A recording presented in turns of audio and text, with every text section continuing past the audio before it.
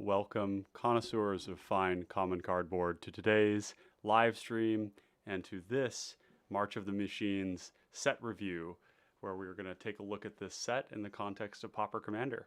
I'm really stoked to have you all on board, for those of you watching later or for those of you who are in chat now. If you are live, let me know that we're here and that the audio is all working fine. It's always good to get a confirmation at the beginning. Let me know how you're doing. We're going to launch into this pretty soon here, but I do want to give a quick shout out to the folks who make this all possible. For those of you who don't know, we do have a Patreon, and we're not going to go through showing all the memberships and all that stuff right now. You can go and do that on your own time if you're interested. It's in the description below.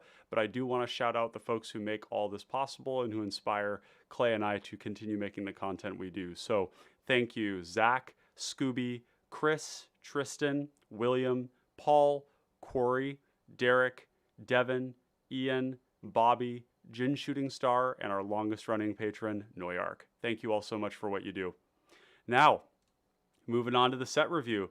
Let me know if you're hearing my audio, if it's coming through clear. It looks like it's coming through clear on my end. But without further ado, we're going to launch right into this set review. And I'll tell you what, the big theme that we're going to see here today is that March of the Machines was amazing for year 99 for Pauper Commander. There's a number of different reasons for that. And the first of those is we got a ton of functional reprints. When I say functional reprints, we are talking about cards that are printed with the same exact text with a different name. And that's important because these reprints were actually of cards that we were already playing as staples. And so to get more of them reinforces that effect in the color that it's in.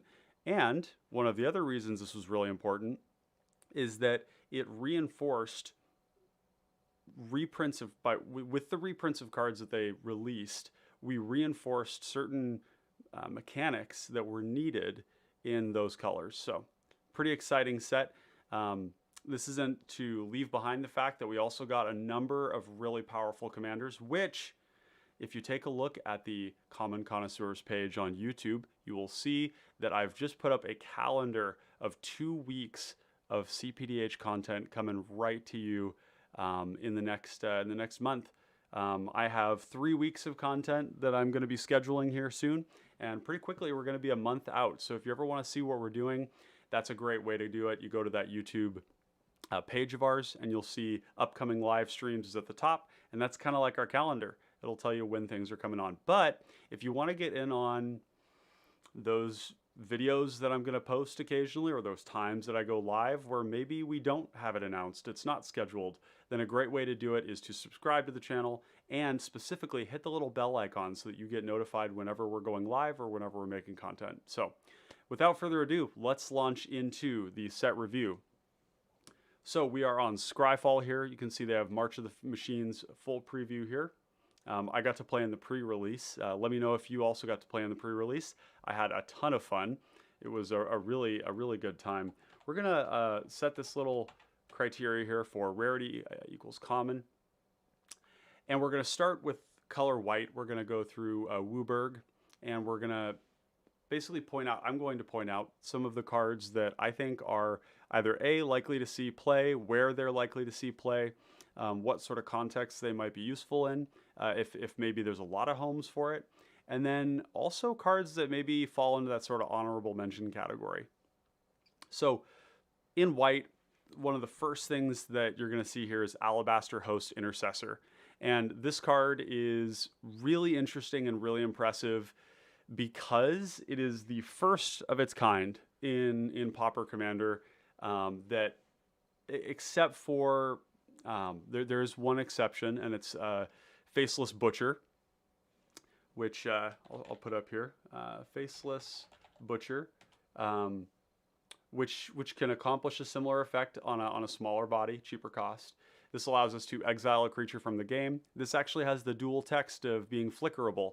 So if we cast this and we target something with the ETB, then we can flicker in response to the LTB, and that creature will not come back into the game, and it'll actually exile another thing.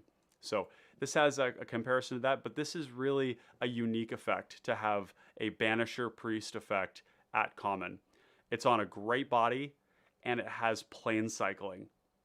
This set had a whole cycle of cards with that land cycling ability on it. And plane cycling, swamp cycling, this is really powerful because it allows us to grab our dual lands, either the snow or the non-snow.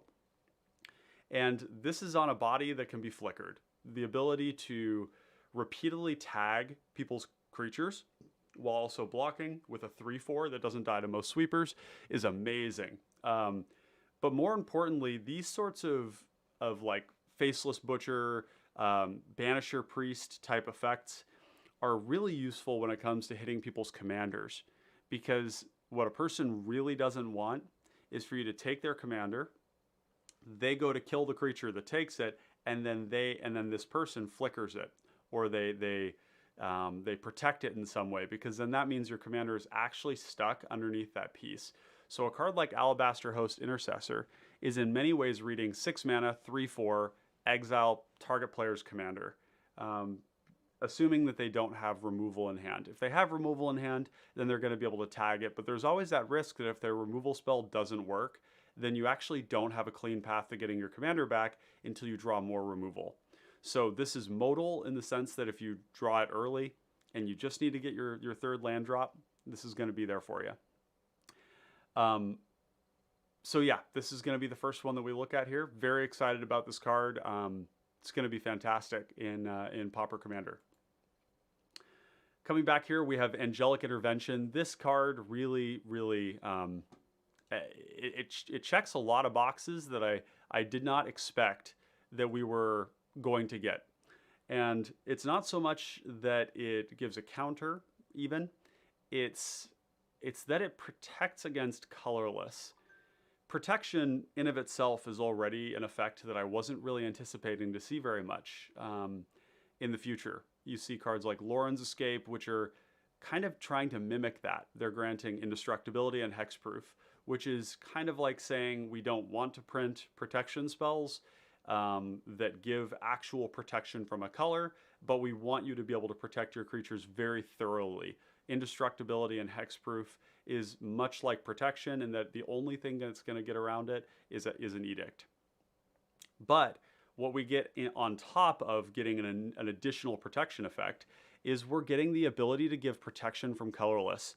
And the reason this is so important is because of Aether Spellbomb. And not just Aether Spellbomb, but this is one of the really good reasons. Aether Spellbomb is a colorless permanent that allows you to play it out early and bounce a creature back to somebody's hand at will. When somebody has loaded up a creature with auras and perhaps counters, maybe like an Illuminator Virtuoso, something of that nature, these effects are really devastating. They also are really deleterious to combo players who need that creature in play to try and combo off. And the only real way to protect against this was Razor Barrier and Apostle's Blessing, along with a hexproof spell. Hexproof would also do it, but your options get restricted quite a bit against an effect like Aether Spellbomb. So the ability to grant this creature colorless protection is significant. On top of that, we also get a +1/+1 counter. So this card is likely to be staple. It is 2 mana, and there's a lot of really good 1 mana protection spells in white. But I think that the upside on this card, surprisingly, even though it's twice as much mana, is actually worth it. Really interesting card. The fact that it also targets Planeswalkers may become relevant at some time in the future. We'll see. You can always hope. So one place that I'm really excited about this card that's kind of a slam dunk is Illuminator Virtuoso. Illuminator Virtuoso is a 1/1 for 2.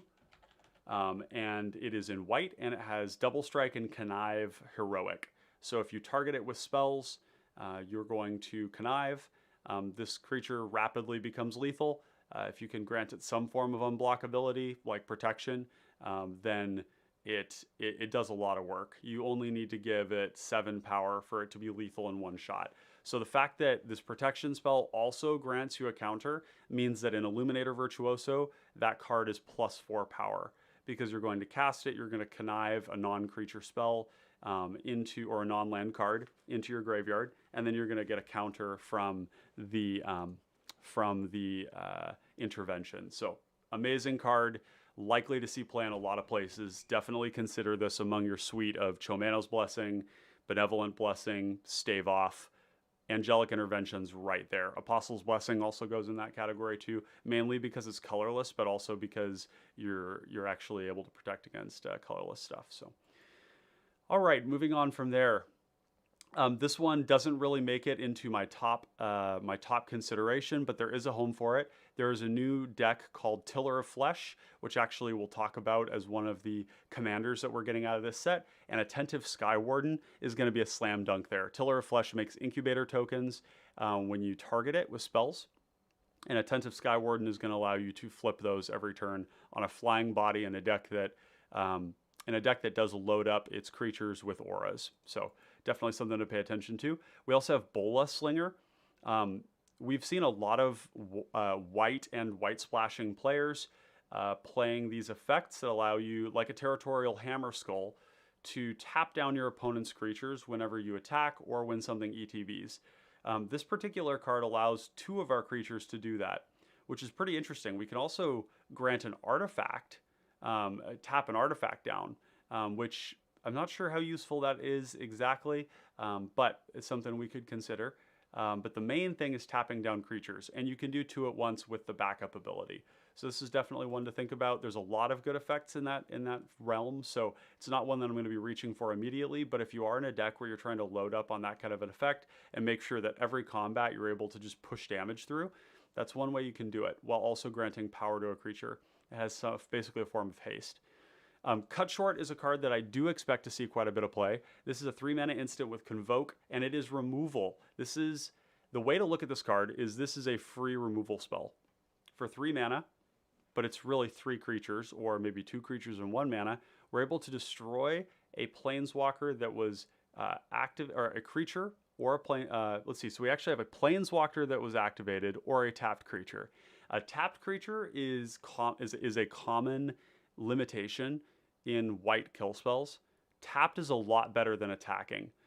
So yeah, hey, what's up, Finhorn? For those of you who don't know Finhorn Brownie, he is definitely the mono white master of disaster, and very interesting stuff that he's working on with Tiller of Flesh, with Phyrexian Censor, which we'll talk about briefly, with Hammers of Moradin, and a number of other white builds. Like I'm sure Mentor of the Meek is among your repertoire as well. But Cut Short is incredible. This is as close as we're going to get to Snuff Out in white. This is not Snuff Out, but it's close. Tapped is a significant limitation, but tapped actually does allow us to kill certain things that are really important, like creatures that tap to put lands into play, or creatures that tap to untap lands. This is a way we can deal with that for free. Anytime you see an instant speed free kill spell, we really do need to pay attention. So this is going to be a great card. Homes for it, I think a lot of these mono white decks that we're talking about are going to want to play this, because many of them actually are in many ways somewhat mid-rangey, and they oftentimes have a lot of little evasive creatures. And those creatures don't necessarily need to attack every turn, and so something like Cut Short is amazing. Cut Short paired with a card like Battle Screech is incredible. This is going to be this is in a sense like a package in of its own. We're able to produce a couple of creatures, flash it back. We probably have 1 more creature in play, and then we can free cast the cut short with those creatures in play. So excited about this card. Definitely expect this to see play. This is mono white Snuff Out. Enduring Bond Warden. This again probably isn't a card that sees widespread play, but there is a home for it, and that home is in Conclave Mentor. And some of you, and actually not just Conclave Mentor, there's probably a few other, but Conclave Mentor is a deck that I worked on with Derek from the Pauper Commander RC, and this basically allows us to increase the number of counters that we're putting down on things, and then to use abilities like Proliferate, or Reinforce, or all the other effects out there that put counters on things to really double up on that effect. And a card like Bond Warden basically is giving us modular on a creature that does not require that thing to be an artifact. So with Enduring Bond Warden, we're going to load up the Bond Warden with the counter, and then it's going to get another counter. So this card is going to enter the battlefield as a 2/3 on its own. 1 mana 2/3 is great. And as it gets bigger, it's going to have the ability to redistribute its counters to another thing. That is so strong. Because when it's going to put those counters on another thing, those counters will get activated again by the Conclave Mentor. Enduring Bond Warden is really powerful in that sense. So definitely expect that one in that deck. Okay, moving through here, the next card I want to point out is Core Halberd. This card is great. This is Sentinel's Eyes, a second copy of Sentinel's Eyes. Sentinel's Eyes is the 1 white. It's 1 white for an aura that you can grant +1/+1 in Vigilance, and then it escapes by exiling 2 cards from your graveyard to recast it onto something.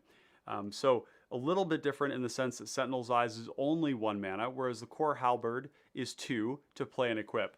But anytime we have a 1 mana equipment that grants a relevant keyword and equips for 1, this is basically like a Bone Splitter. And WotC has been somewhat cautious around reprinting Bone Splitter efficiency level effects. This is not Bone Splitter, but this is different. And Vigilance is really good. Vigilance is super powerful in an age where Initiative and Monarch do play a role. Being able to apply pressure while also blocking is incredible. There's a couple of really good decks for this. Rayav, the new built Rayav that I worked on recently. If you want to check that out, go into the video, go back to the channel, and you'll actually see there I built Rayav with my good friend Brewbear and Rayav Master Smith. This also plays in Brunner Battlehammer. And I'm sure it will find other homes as well. So definitely an interesting and exciting card. Oh, I bet Hammers of Moradin plays this. Phyrexian Censor will probably play this. Yeah, definitely homes for this. It's a good one. Oh, actually, I'm just thinking Cephalopod Sentry will also play this. So definitely a great card. The next one here is Realmbreaker's Grasp, and we get to the first of our duplicate reprints. I'm forgetting exactly the name of the previous card that we literally just got. We literally just got it. It is in Phyrexia, and it's going to be Rarity, Common, Type, Aura. It is Planar Disruption. Yeah.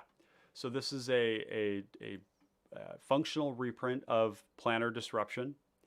And these effects are great. They're tutorable with your Aura tutors, Heliod's Pilgrim, with Totem Guide Heartbeast, and with Shrine Steward. The fact that it enchants artifacts is loosely relevant. I wouldn't say that it is highly relevant. In the case that somebody plays out like a Nurok Stealth Suit or a Whisper Silk Cloak or a Cranial Plating, and they don't go to equip it right away. And then in that case, then you can put it on that artifact and you can actually nullify the ability for it to equip. But most of the time, those things are going to equip to something and they're going to stay there. A Cranial Plating is interesting because the power of Cranial Plating is the ability to swap it over to other things. So Cranial Plating constantly modifies the characteristics of a creature so that it is relevant no matter how small it is, because you're going to have artifacts in play and they're going to make it bigger. So Realmbreaker's Grasp is good against Cranial Plating, but for the most part, this is just pacifism plus. And we have Derek in the chat, good friend Derek here from the RC. He says, but Ryan, isn't this card just cold to enchantment removal? Well, it sure is, but if you're using enchantment removal to tag a Realmbreaker's Grasp, either your commander is really, really important, or you aren't playing at a table with a Gretchen. So yeah, I like these pacifism effects. The fact that they can't block, can't attack, can't activate abilities. And what's interesting is that I've actually been a proponent of these cards for some time, but not this exact card. Before Realmbreaker's Grasp and before Planar Disruption, I was playing Bound in Gold in a lot of decks. And I was also playing Intercessor's Arrest, which is the same card. This is a permanent, so take this with a grain of salt. This does hit Pestilence. You know, this actually hits a lot of things, right? Permanent is a very broad terminology. So Bound in Gold and the other one, which was Intercessor. This is the this is also a permanent. So yeah, these actually do still hit permanents, which is big. But I've been playing those for a long time because I really do think the flexibility and tutorability of them is huge. Being able to have a catch-all answer for 3 mana is pretty dang good. I mean, it's basically an Oblivion Ring. So definitely into these cards. They play well in the Aura decks. I would say that Bound in Gold, Intercessor's Arrest, Realmbreaker's Grasp, and Planner Disruption are absolutely 100% disgusting in Satyr Enchanter. This is a deck that sees very little play in the competitive scene, and I do not know why. If you want to watch somebody just completely throttle the table and then like end the game, having just completely arch enemy to everybody and win the game with like 7 cards in hand, you play Satyr. Having like 4 super dynamic removal spells that are all tutorable and all cantrip is really good. The fact that they're hitting artifacts too, you know, there's other ways you can use this. You can tag a Bonder's Ornament if you have lots of these. You can tag a Network Terminal. You could even tag an Honored Heirloom. There's a lot of different ways you could use it. An Aether Spellbomb. Findhorn says Power Creep. Bound in Gold and Intercessor's Arrest are getting outclassed by this. They are, but we should also recognize that they do something slightly different. I think that if you're desperate on slots, and then I think that there's a really good reason to be playing the Realmbreaker's Grasp and the Planner Disruption, perhaps, over Bound in Gold and Intercessor's Arrest. But I think that in certain decks, you might just play all of them. And the flexibility of that answer is really where we're starting to see some powerful stuff in White, because I think White has, in Pauper Commander, been somewhat, in the past, has been somewhat underpowered because it didn't have access to its marquee effect, which is sweepers. Big, dumb, blow everything up, reset the board sweepers. And these aren't that, but what these are is they're incredibly flexible. Pacifism effects also, you know, have this ability of like making your opponent potentially kill their own creature, like spending 2 cards on one. Their creature got killed by your aura, and then they have to kill their own creature with a card of their own to get it back. And so not attacking, not blocking, not using all of its activated abilities. And I want to mention, like, you know, activated abilities are a smaller part of the commanders in Pauper Commander, but auras are a powerful way to lock something down for multiple turns. So definitely a good card. And then we get on to Scroll Shift. This is obvious. This is actually a better version of Blur, which will pop up here. This is a blue card that just got outclassed really hard by a white card. Blur only targets creatures. Instant speed, 3 mana, you're going to draw a card. It's very similar to another one. I can't remember the name of it now, but it was the original 3 mana flicker a creature and draw a card. So we've got a lot of these now in white and blue. So decks like Ojai, any sort of Abdel deck, the great thing about Scroll Shift is that this is going to pair with any version of Abdel that you have. Any Abdel deck that you're playing, and for those of you who don't know Abdel, have been living under a rock, Abdel is a very powerful Pauper Commander option that allows you to produce a sort of World Gorger Dragon effect that's a little bit more under your control and has the upside of producing 1/1s. So anytime they enter the battlefield, you exile any number of non-land permanents, and for each one of those you exile, you get a 1/1 white soldier token. And then when Abdel is leaving again, all that stuff is going to come back. So this is a great way to trigger that, but it's also hitting artifacts, creatures, and enchantments. One thing to keep in mind with Abdel is that one of the loops it has is to have a Journey to Nowhere, a Oblivion Ring, Abdel, and I think the card that you play in that case is, it's like, I think it's Icewind Stalwart. I'm trying to think of how they kill you with that. Usually it's with some sort of ETB or it's drawing their whole deck, but basically the interaction that's important here is more important than the actual payoff, which is that Journey to Nowhere is coming in and it's tagging the Abdel. And then you play your O-Ring to tag the Journey to Nowhere. Journey to Nowhere returns the Abdel. Abdel then flickers the O-Ring. O-Ring flickers out, Journey to Nowhere comes back in, targets the, okay, so you're seeing this is a loop, right? Scroll Shift actually allows you to take what are kill spells, O-Ring and Journey to Nowhere, and you can reset them with Scroll Shift, which is amazing. You can actually combo with the Scroll Shift because it can target enchantments. So very, very cool card. Definitely going to see a ton of play in Ojai, in Abdel, in any sort of white-based flicker deck. This is very good. Okay, some other cards here. The main one that I wanted to point out is actually going to be this Tarkir Dune Shaper. This is a card that I'm probably going to be looking to play in some Selesnya decks, particularly Conclave Mentor, mainly because it is just a cheap creature that gives us a nice mana sink. We can just sink 4 mana into this, and these creatures that get bigger, they go from 1 or 2 mana to 5 mana spell, are really awesome design on WotC's part. It is a huge deal that WotC is printing cards like this because it means that we are increasing the number of available actions that we have to us in a way that's very similar to card advantage. This is like what Derek and I talk about, which is resource advantage. If you don't need to cast a spell in your hand because you've got a spell in play that can be upgraded and augmented, and this thing is, it's a 4/3 trample. This is a great target for auras. It's going to be just a good beater. It's a really cool flavor too. So definitely consider this in your Selesnya decks. Because it's just a good way to use your mana. You don't need to spend a card, you just make this thing big. So definitely a cool one. I'm not sure exactly its other homes, but definitely keep that one in mind. People might be mentioning like Sunder the Gateway. I think the sorcery speed part of it is not as exciting to me, but it does incubate. It is a creature. If you are a white-based combo deck and you need to destroy a Relic of Progenitus or an Honored Heirloom, this is actually a way that you can do that also gives you a blocker and a body, which is pretty cool.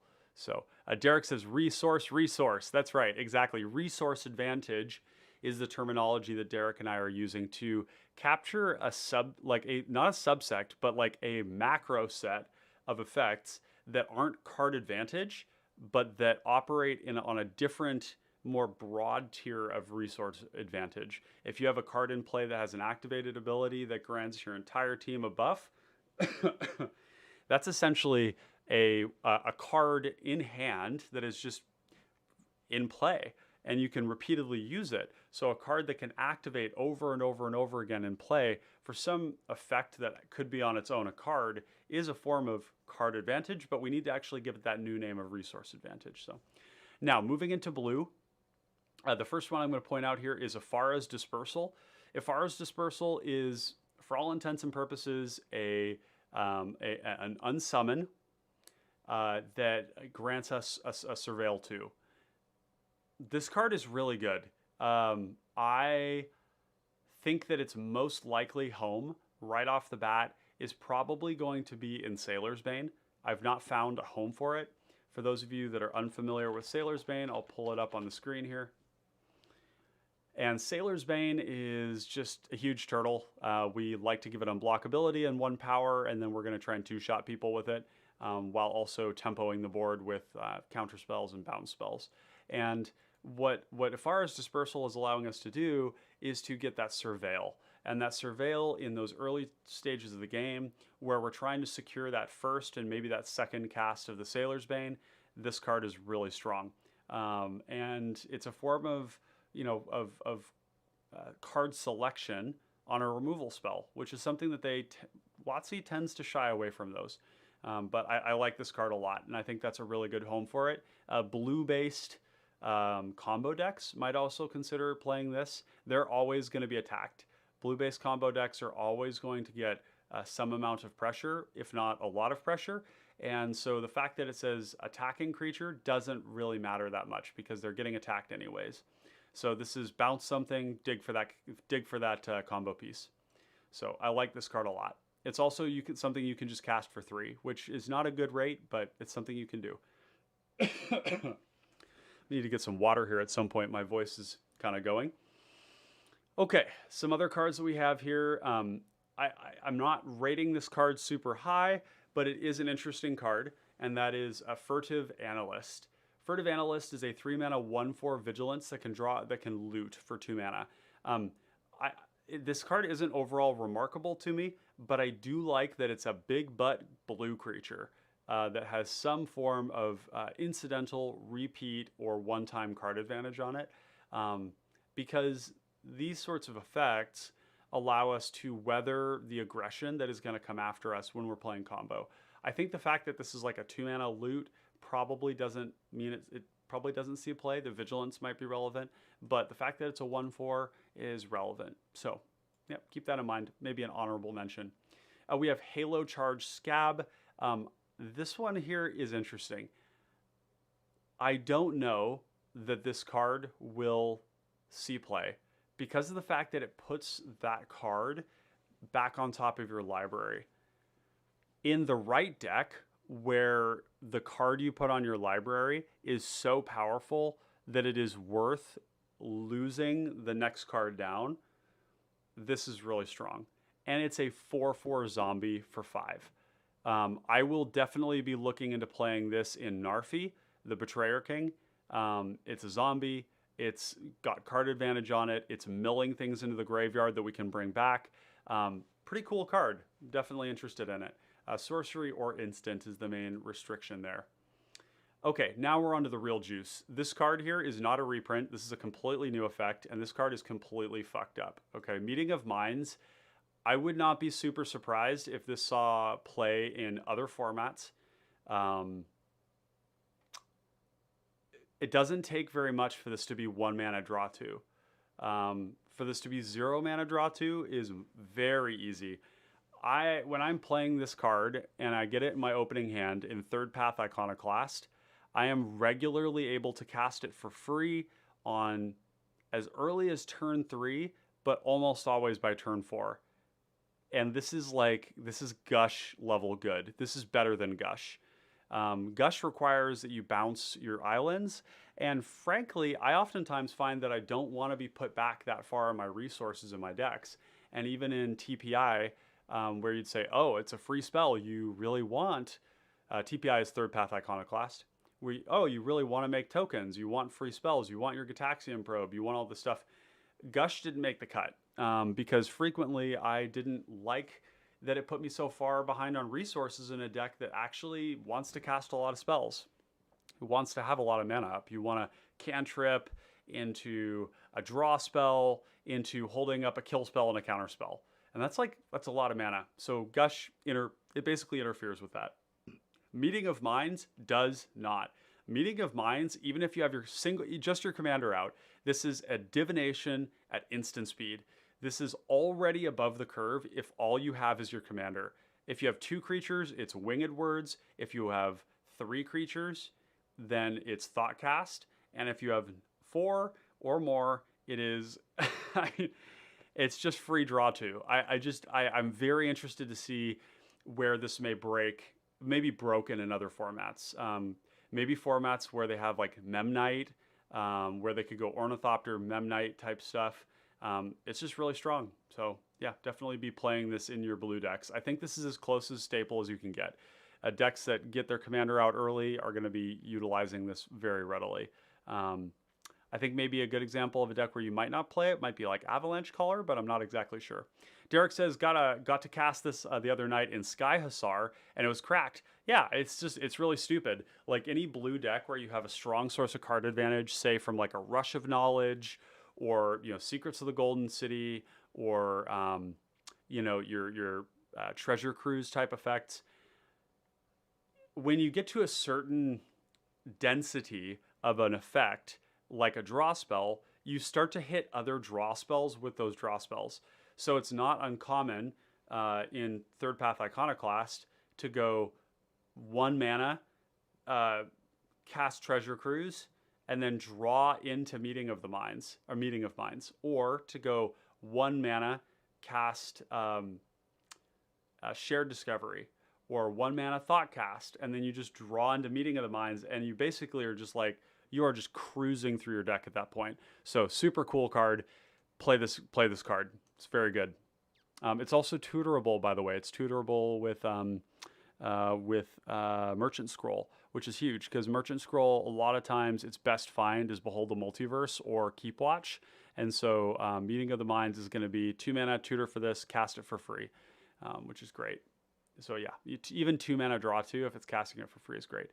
We have Moment of Truth. And actually, I'll respond to Derek's message here. He says, these cards are less impressive as free spells and better in the sense that you get a huge tempo boost from the double spelling these things.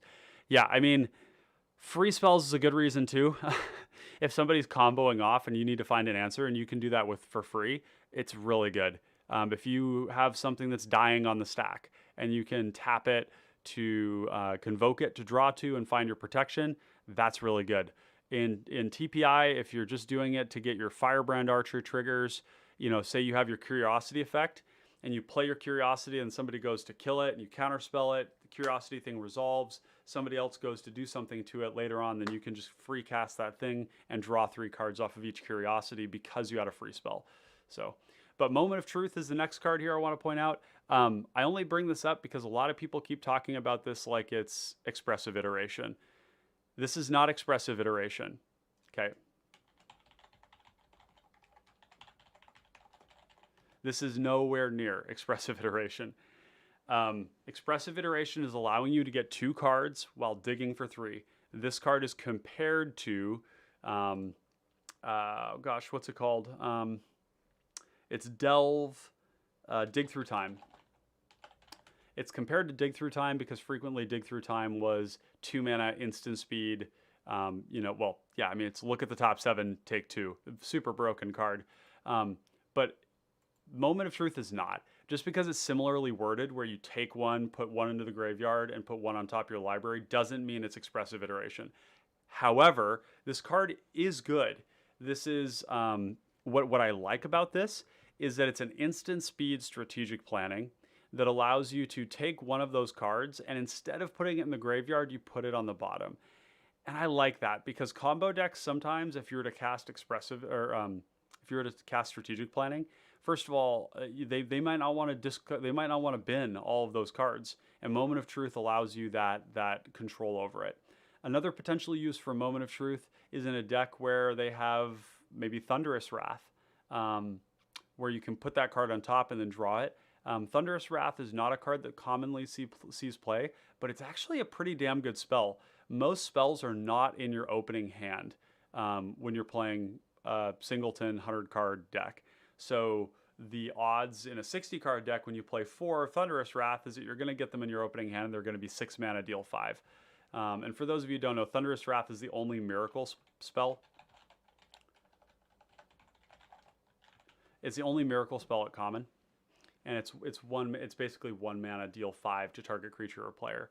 So cards like Moment's Truth do allow us to set that up. This is a good card. It's a good card selection spell. I really like that it gives us control over what we put in the graveyard and that we can put something that maybe we want to tutor for on the bottom. So,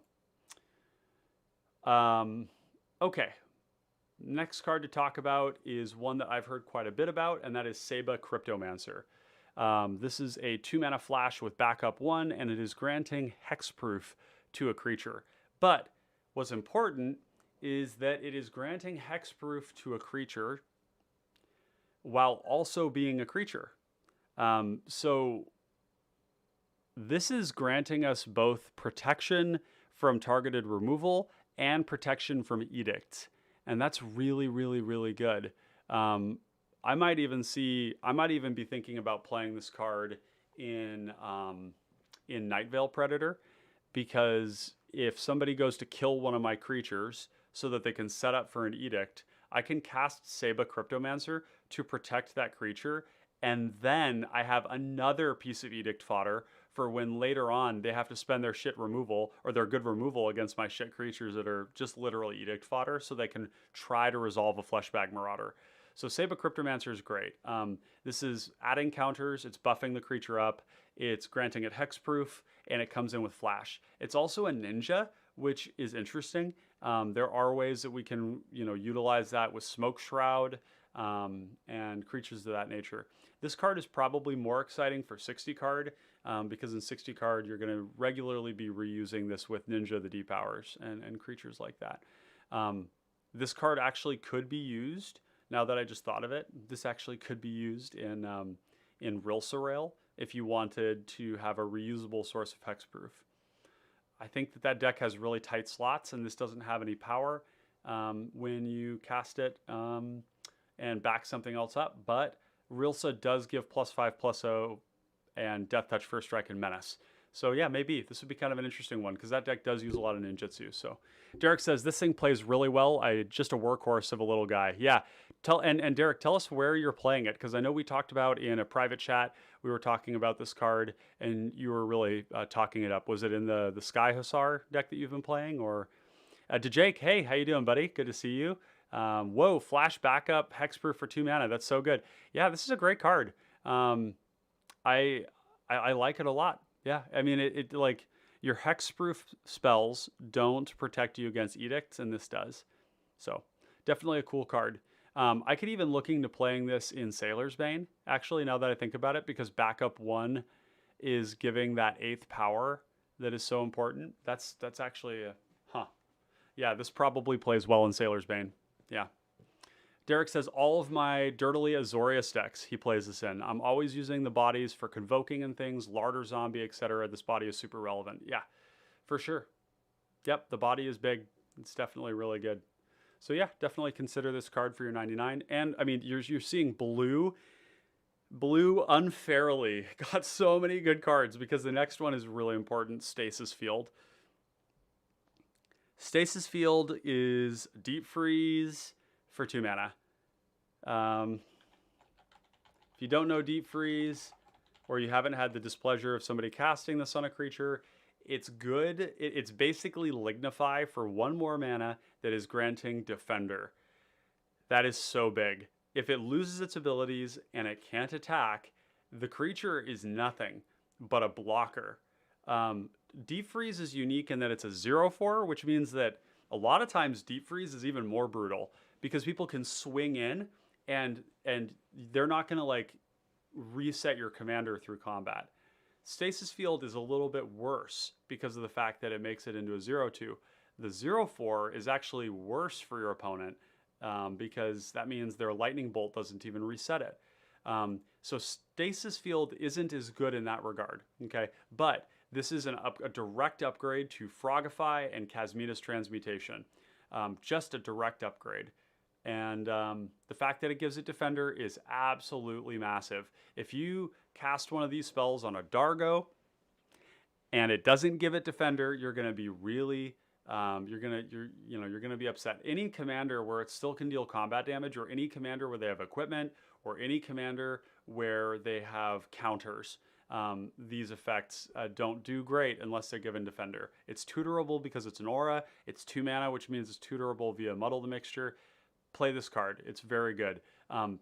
It's actually really cracked in Third Path Iconoclast because as a 0/2, I can tag somebody's commander with this and then just swing in with all my 1/1s and never reset their commander. So very strong. Alex says, Derek, yes, I agree, it's an upgrade. Jake says, the bolt reset is a really cool point. Great for shutting down those aggro commanders. Totally. Yeah, like 4 damage is a hard number to hit. You know, you got Galvanic Blast, Flame Slash, Magmatic Sinkhole. Your black removal is almost always going to get it. Your Grasp of Darkness can still kill it. And the Edicts can always reset your commander as well. But yeah, I'm going to take a moment and grab something to drink because my mouth is drier than the Sahara and we've got a long ways to go. So stick with me, connoisseurs. I'll be right back in 10 seconds.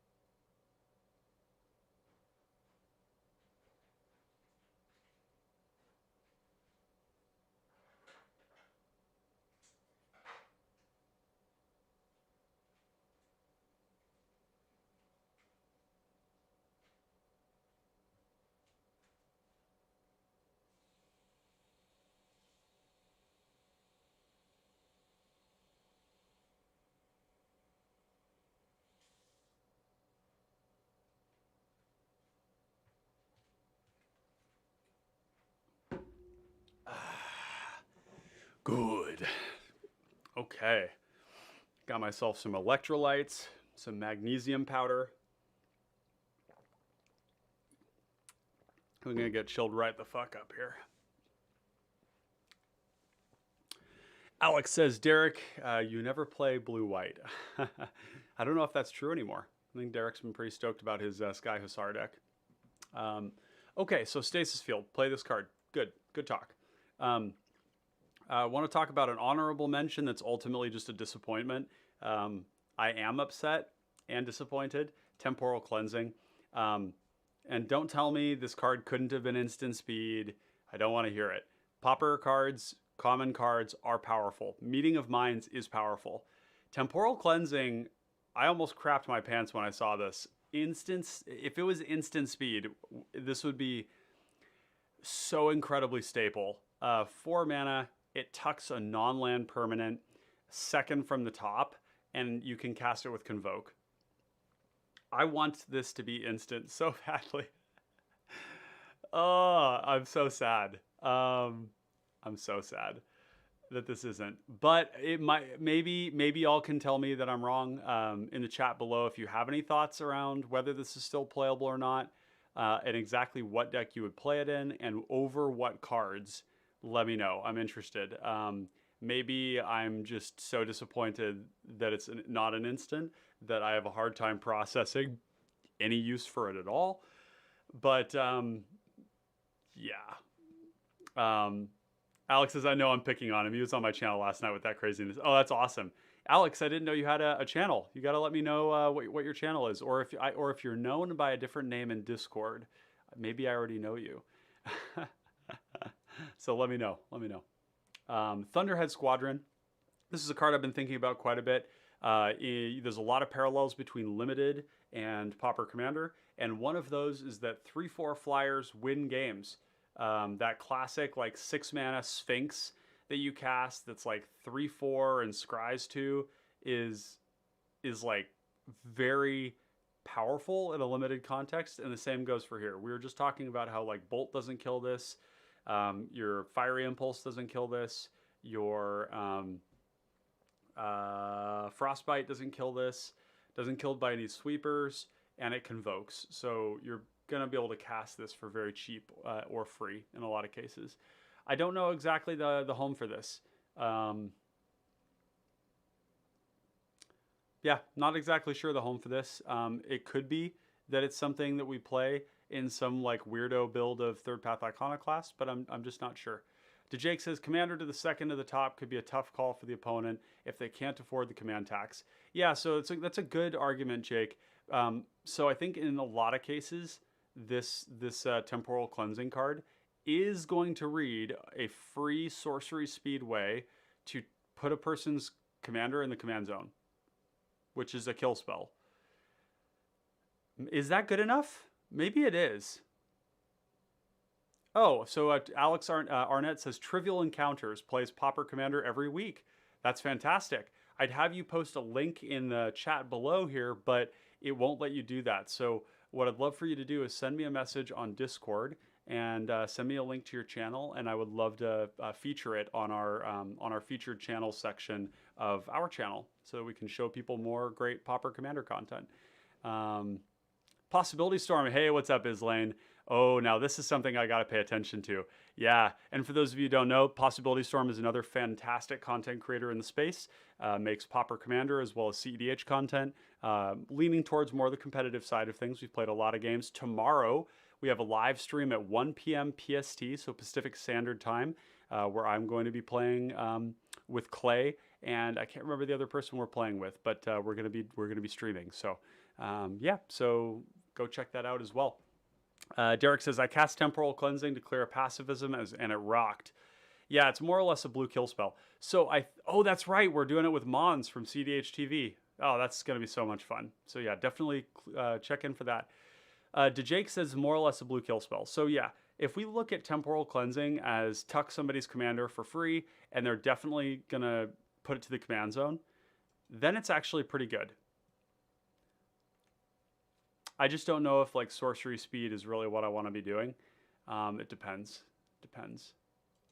Yeah. Let me know if you all end up using this card. Tidal Terror is the next card I want to talk about.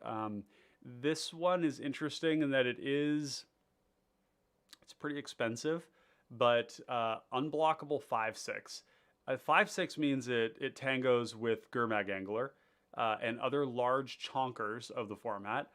So it's not really understated at all. The fact that you can island cycle it is very strong. And it gains unblockability if you can tap 2 untapped creatures you control. So honorable mention for this card, and something to pay attention to.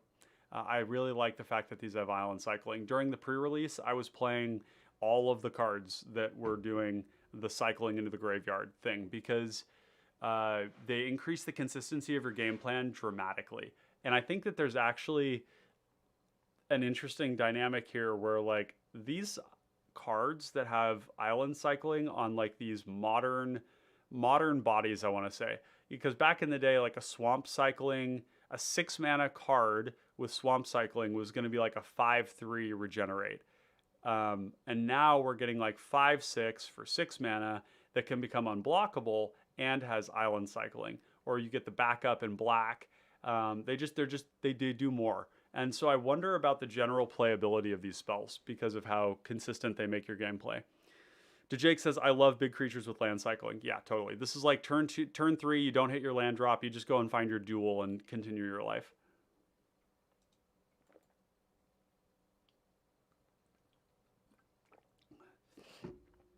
Okay. Other cards that I'm excited about. Well, you all know that I am a huge enjoyer of Rilsa Rail. Rilsa Rail Kingpin is one of my favorite decks of all time.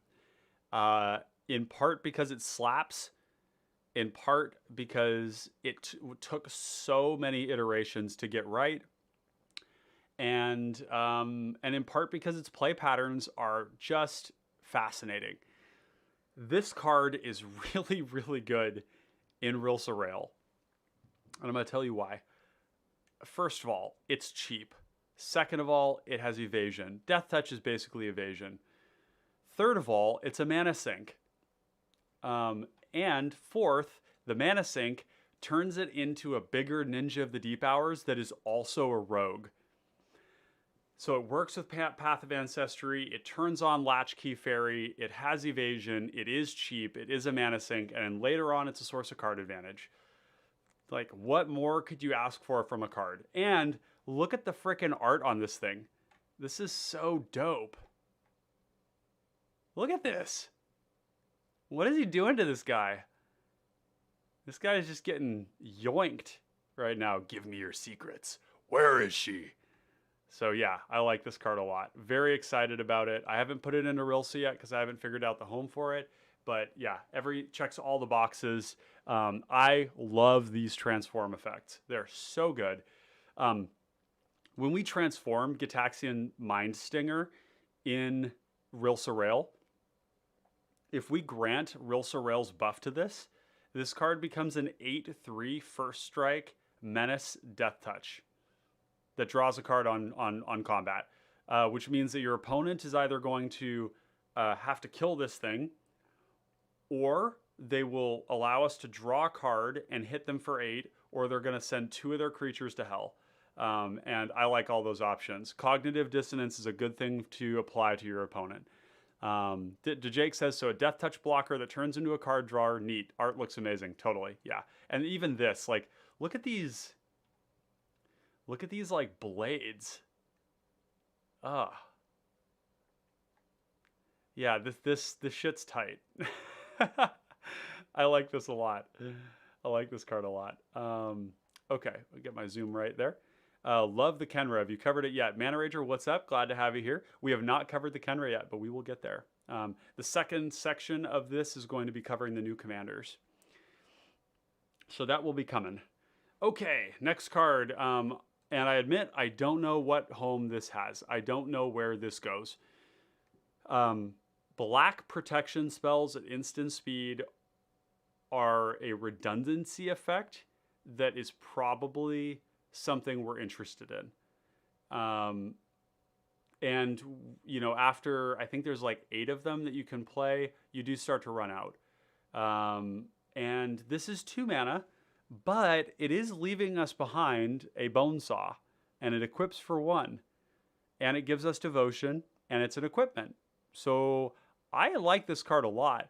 I am considering putting this Bladed Battle Fan in Passageway Seer. Normally I wouldn't, but the fact that it is a force multiplier where we can attach it to a flying creature and allow it to push damage is great. So definitely an interesting card.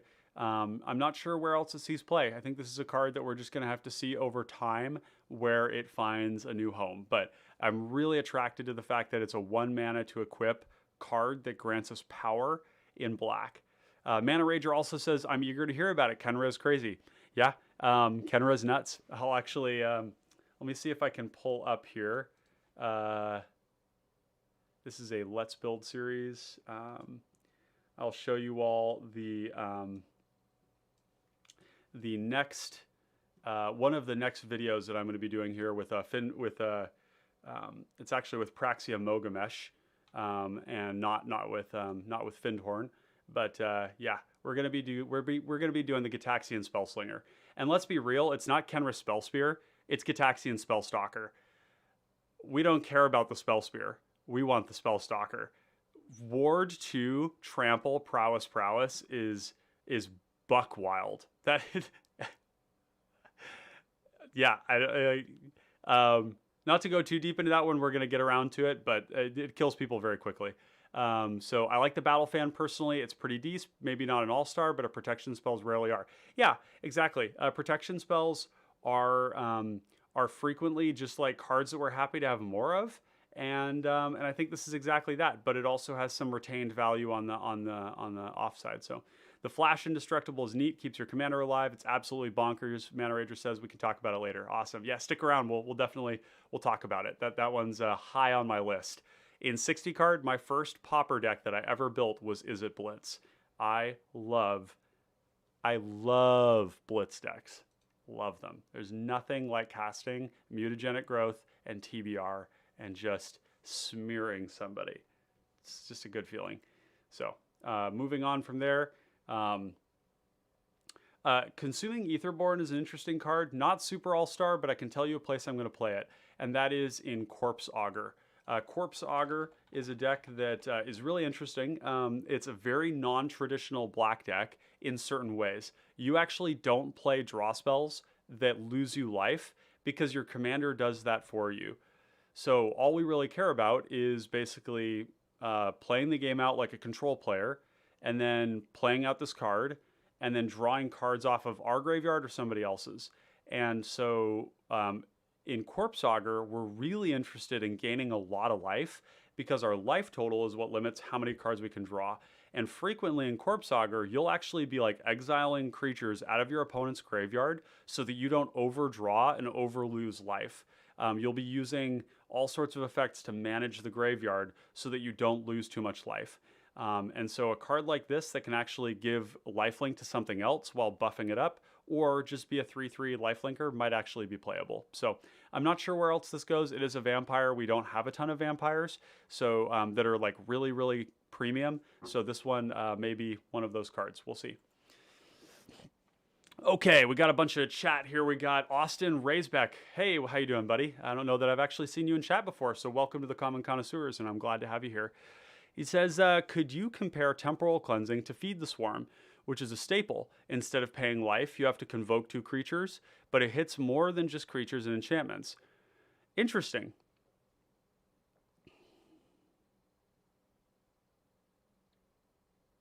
Yeah, I had to think about that for a sec. In that context, I think you're right. We're not losing life off of it either, but you're doing a good comparison, which is that you're saying if we just do 2 creatures and we pay 2 mana and we don't pay any life, we're able to hit anything, and there's a good chance that our opponent actually will send it straight to the bottom. And if that's the case, then that's better than removal in a lot of cases.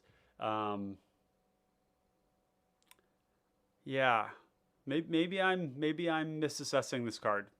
I think we should actually start a poll on this. I think that's what we need, because I'm really interested to see everybody's assessment of this. Temporal cleansing. We're going to say yay or nay. Temporal cleansing good. Ask the community. There we go. Yeah, let me know what you all think of this spell. Yeah, very interested to hear what you all think. Okay. And I can't see the other questions here, so one moment. Let me go in here. We say, Mana Rager says, suicide zombies. That's right. The problem with this is that compared to blue, which is the effect already in black, which doesn't have the effect at all. Putting target non-land permanent on the library already exists in blue. That's a good way to put it too. Yeah, we play Feed the Swarm because it unlocks our commander from New Oubliette. It unlocks our important stuff from, you know, auras. It destroys a pestilence. It does a lot of things that are really good, while also being a 2-mana kill spell that doesn't hit, that hits anything. And so, yeah, this next part of what Mana Rager is saying is great, which isn't bad. It's just to say that it's not special and comparing it to FTS, which is good because of its limited amount. Exactly. So it's all about context. And that's a really important thing. Always remember that in Pauper Commander, context is king. It is so important that you be considering your card in the context of your deck and the intended game plan you have. Playing staples because they're staples in the color you're playing doesn't do justice to your commander and what position you might be in. So I think that's a really good rationale. I am interested to hear, wow, 83% saying yay. Okay, yeah. I think I could be wrong on that. Maybe I need to test it out on TPI. I think if we're hitting commanders with it, I like it a lot. But if we're not, we'll see. To Jake says, I think Temporal Cleansing is great in blue decks without black. It can make up for black's removal. Yeah, I think that's another good way to say it too. Manager said, that said, Ryan, TPI needs a big update with MoM. Well, TPI has been updated. TPI, yeah, I've updated TPI or Third Path Iconoclast. I'm using the dreaded acronym here, or I'll just call it Iconoclast. Yeah, MoM was very good for Third Path Iconoclast, and the deck didn't need the help. I'm just going to put it that way. The deck did not need the help, but it got it. It was like being a millionaire and then winning like $500,000, you know, because you won the lottery or something stupid like that. It's unjust. Austin says, new to PDH, but I've been watching a lot of your content. Rilsa is my most played deck right now. Everybody give big claps to Austin for being a connoisseur of the finest common cardboard. Also built Stormclaw Rager, which feels incredibly strong, and I'm sure you'll get to it. Well, Austin, you've read my mind. Let me see if I can pull this up here. We are indeed going to be building Stormclaw Rager. I'm just going to show you all the thumbnail factory here, where all the thumbnails are churned out. But yeah, we're going to be doing Stormclaw. This card is crazy, and we'll talk about it later on in the stream. But I did want to respond with that. I'm stoked you're enjoying Rilsa Rail. Let me know if you're using the approach that I've got or some other approach. Yeah, that's great. And I'm glad you're enjoying the content too. It's always exciting to see people finding our stuff and loving it. So with that, I do want to take a moment to remind you all that if you haven't yet already, something you can do that is free and easy is give a like to the video if you're enjoying the content. If you're sticking around and you're loving this, please do that free thing to support the content. And if you're enjoying it so much or enjoying the community enough that you do want to find another way to support us, go out and check our patreon.com, which I will pull up here just for a moment without doxing anybody like I did one time. My apologies, friends. I just want to show you all the different membership levels we have, all the way from $2 a month, half the cup cost of a cup of coffee. Oh my God, I need to drink more water. Oh my God, chat, we're falling off the rails here. $2 a month, you get access to the exclusive part of the Discord for supporters, which is where I post all of my spiciest builds. So you can see here, we have a supporters commons. We have a deck list section, which is really cool. It's really nicely organized. Everything has tags to indicate where everything goes. This is where I post my hottest stuff. It's a really good spot. We also have a section called Human Advancement where I spend a lot of time during my day. I work in a warehouse and I spend a lot of my time during my day listening to podcasts. And this is where I've been posting stuff about how I'm basically learning how to become a better human, either on an emotional or a physical or a spiritual level. So this is a great thing. And you also get early access to the content through this right here. So yeah. Oh, and one other thing, we actually have a content creators corner where I post insights about how to make a better content, not because I'm an expert, but because I am learning this right alongside you. So if you're interested in building content yourself and you want to learn about data, metrics, building thumbnails that work, stuff like that, this is a great way to do that. So without further ado and without hawking the product too much, we're gonna depart from that. But there's a lot of great offerings, and if you are interested in learning about that, go check out our Patreon to do that. We also have some playmats, which you can find in my LINKTREE on Discord. So we're gonna catch up on the commentary here. Let's see what we got. Let's see. Mana Rager says, Poggies, get that deck teched up on a video. Yeah, and you'll see in the upcoming live streams, you're gonna see there's gonna be like 6 videos coming up here. Rilsa's crazy, great commander. Yeah, Rilsa Rail, for those of you who don't know, Rilsa Rail is a it's a card. It's a very good commander. The initiative is a powerful effect. What can we say? And my computer's being slow, but Rilsa Rail's like a very hard creature to kill. Is a 2/5 for 5. It has Death Touch. It blocks like a champion. It gives you the initiative every single time you play it.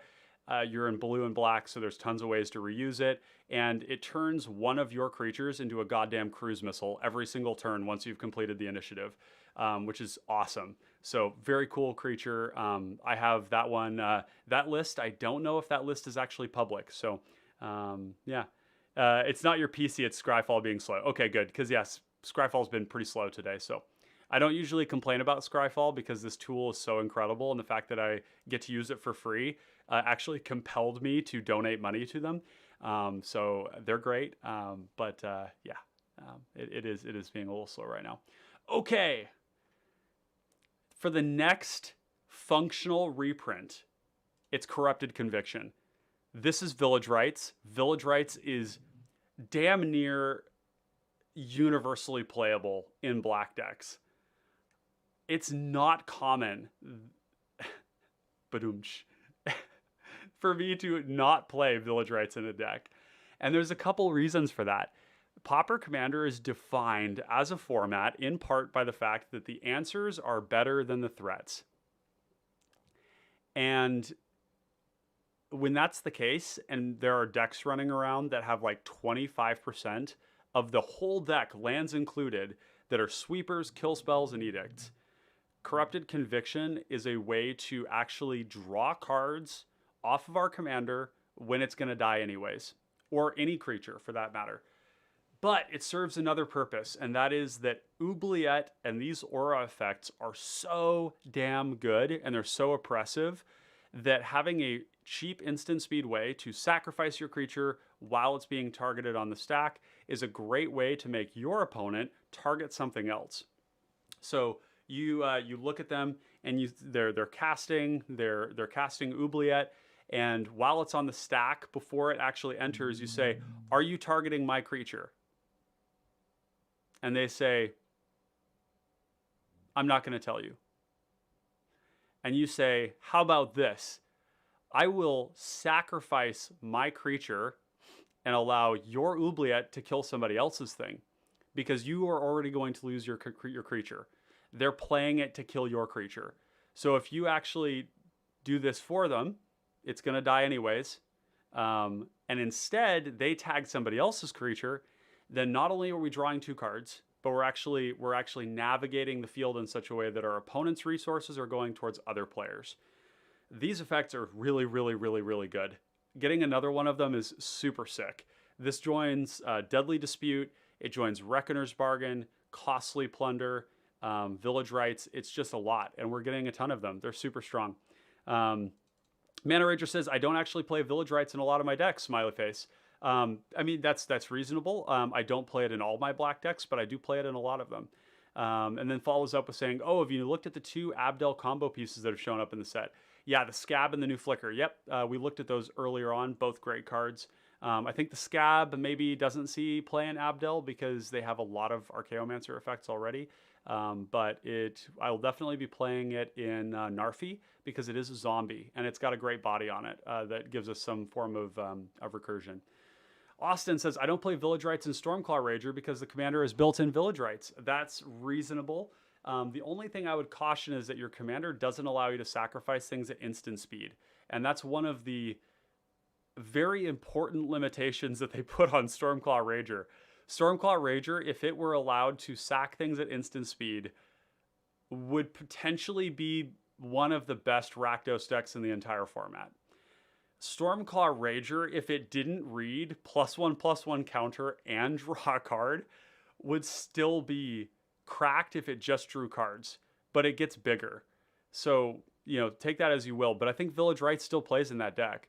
Because here's the thing, think about it this way. Village Rights is a better version of what your commander does.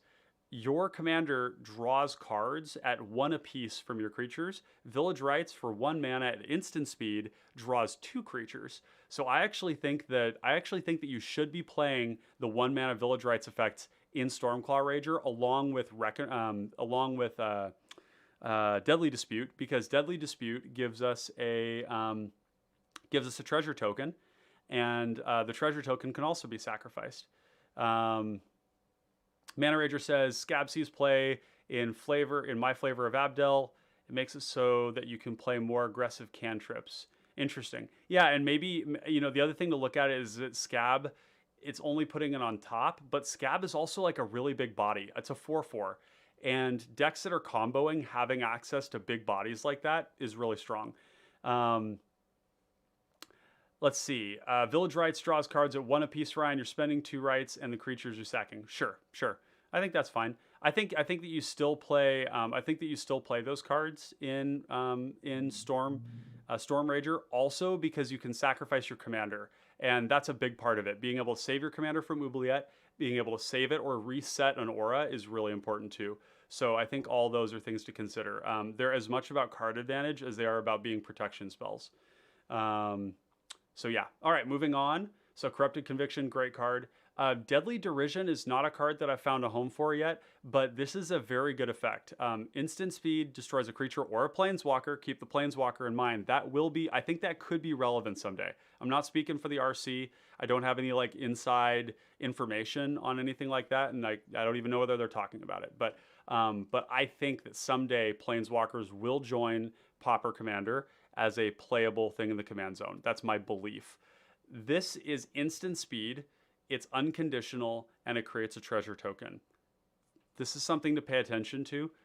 This is kind of like Feed the Serpent, but it's only destroy instead of exile. And it's giving us a treasure. There's a sorcery speed version of this as well, one that creates food, and then one that creates treasure. So definitely keep that in mind. Etched Familiar is another card that I'll be playing in Corpse Augur. Corpse Augur is something I pointed out before. This card makes it kind of hard to attack us in a sense. It's like a 3/2, so it's going to block up on things. And then when it dies, we're going to buffer our life total. So I will be playing this in there. It's also an artifact, which is great. Okay, we got a flood of comments coming in here. Let's see.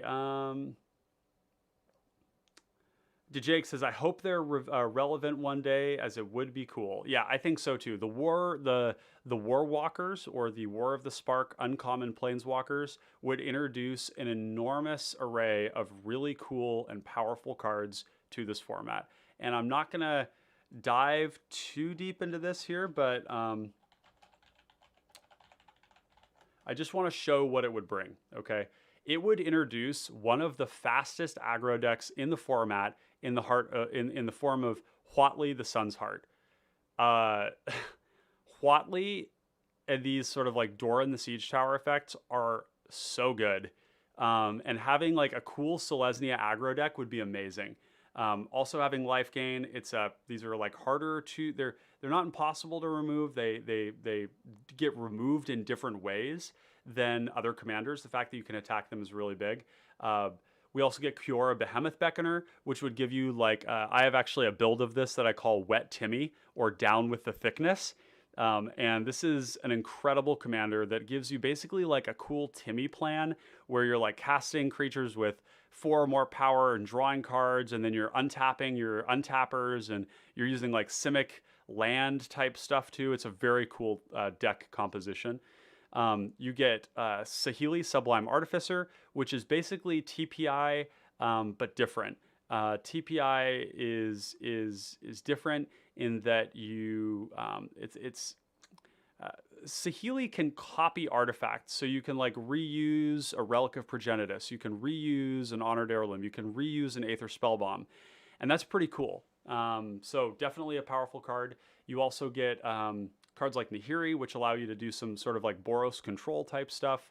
Obnixilis, which I actually played with in Pauper Oathbreaker, which you can destroy your own stuff to draw 2 cards or your opponent's with kind of a rack effect on the top. And then you get into some other stuff too, like Angrath being like just a good Rakdos aggro deck, Ashiok Dreamrender giving you a way to shut down tutoring, which is really cool, as well as Graveyard Hate. This is super relevant. We could just play this in the command zone as like a Dimir good stuff deck that preys on commanders.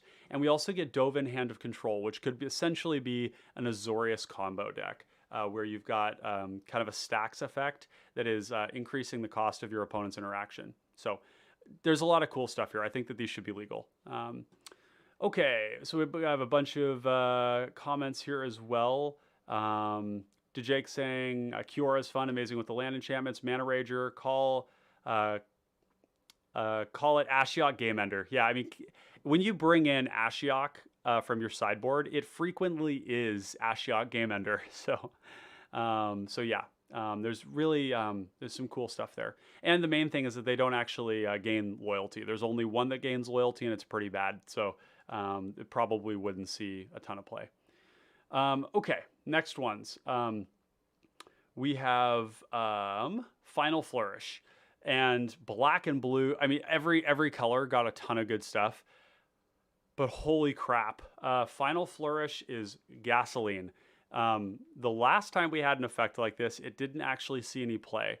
And that effect, I can't remember the name of it now. It's 2 mana, -2/-2. If you sack a creature, Vicious Offering. Yeah, Vicious Offering. Many of you might not know that I actually have a bit of a photographic memory, so I'm not often forgetting things when it comes to this. This was what we had before. 2 mana instant speed, -2/-2. -5/-5 if you sack a creature. This is directly upgrading to that. It's omnivorous, meaning you can get artifacts or creatures, and it does -6/-6. Sheesh! This kills Rilsa. It kills the Pneumatic Wall. It kills Dargo. It's -toughness, -power as well, so as a status effect, it's going to get through indestructible. This card is really good. I'm definitely going to be finding a home for this in Mayhem Devil. -6/-6 kills damn near everything. It doesn't kill Sailor's Bane, but like actually it does. That's the weird thing. Like if you're playing Mayhem Devil and you're playing this, which is you should be playing this if you're playing Mayhem Devil, then you actually get 1 point of damage from Mayhem Devil, and you get Final Flourish. The only problem is you have to pay Ward 4 twice. So, because 1 from the ping, it's an ability, and then 4 from the ping, and then 4 for the Final Flourish. So that's 10 mana. Actually, that's not going to happen. Sailor's Bane is just too goddamn big. Let's see. Yeah, Vicious Offering. Yep, that's the one. Yeah, so this is great. Yeah, exactly. So Mana Rager's pointing out that in Black-Green Elves, this is a great card. I agree. I think you should definitely be playing this in Black-Green Elves. Actually, I wanted to mention another card that needs to go in the elf decks, the Black-Green Elf decks, and it is called Pack Offering. No. Pack Rarity. Oh, whoa. We're out of control. Rarity common color equals black. Yeah, Pack Disdain. Dude, this card. I didn't know this existed. I'm going to be playing this in Narfi as well. Choose a creature type. Target creature gets -1/-1 for each permanent of the chosen type. Choose zombie, choose elf, choose goblin. This is 2 mana, splashable, kill something in most cases. So just thought I'd bring that up here. as a card that you should consider. Final Flourish, this card is gasoline. Play this card. The other relevant thing about this is huge, is that on the front half of basically not sacking something, it kills a gut. On the back half, it kills a Dargo. So enough said. I like it. Kills most things I've played with so far. Mana Rager saying they won't play it. My Elves doesn't want a 2-mana kill spell. It's dead when my board gets wiped. Sure. That's always a possibility. Okay, now this is a card that I don't know whether I don't know what to do. I don't know exactly what to do. I think that Gloomfang Mauler and cards like this are suspiciously staple, but I don't know yet how or where or for what reason we're supposed to play them. But when I was playing in pre-release, every game I won was on the back of this bullshit. And I went 6-0 in my second pre-release, and I went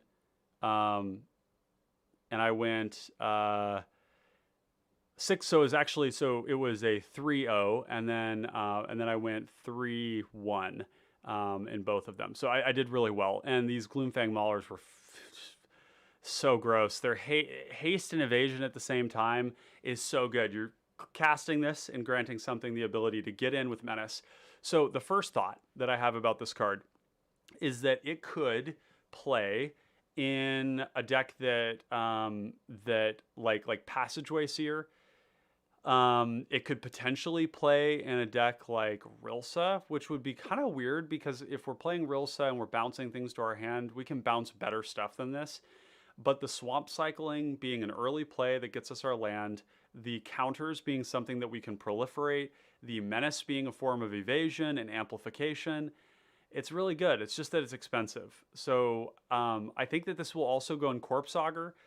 This is just a really, really, really good card. And I love this set, this design.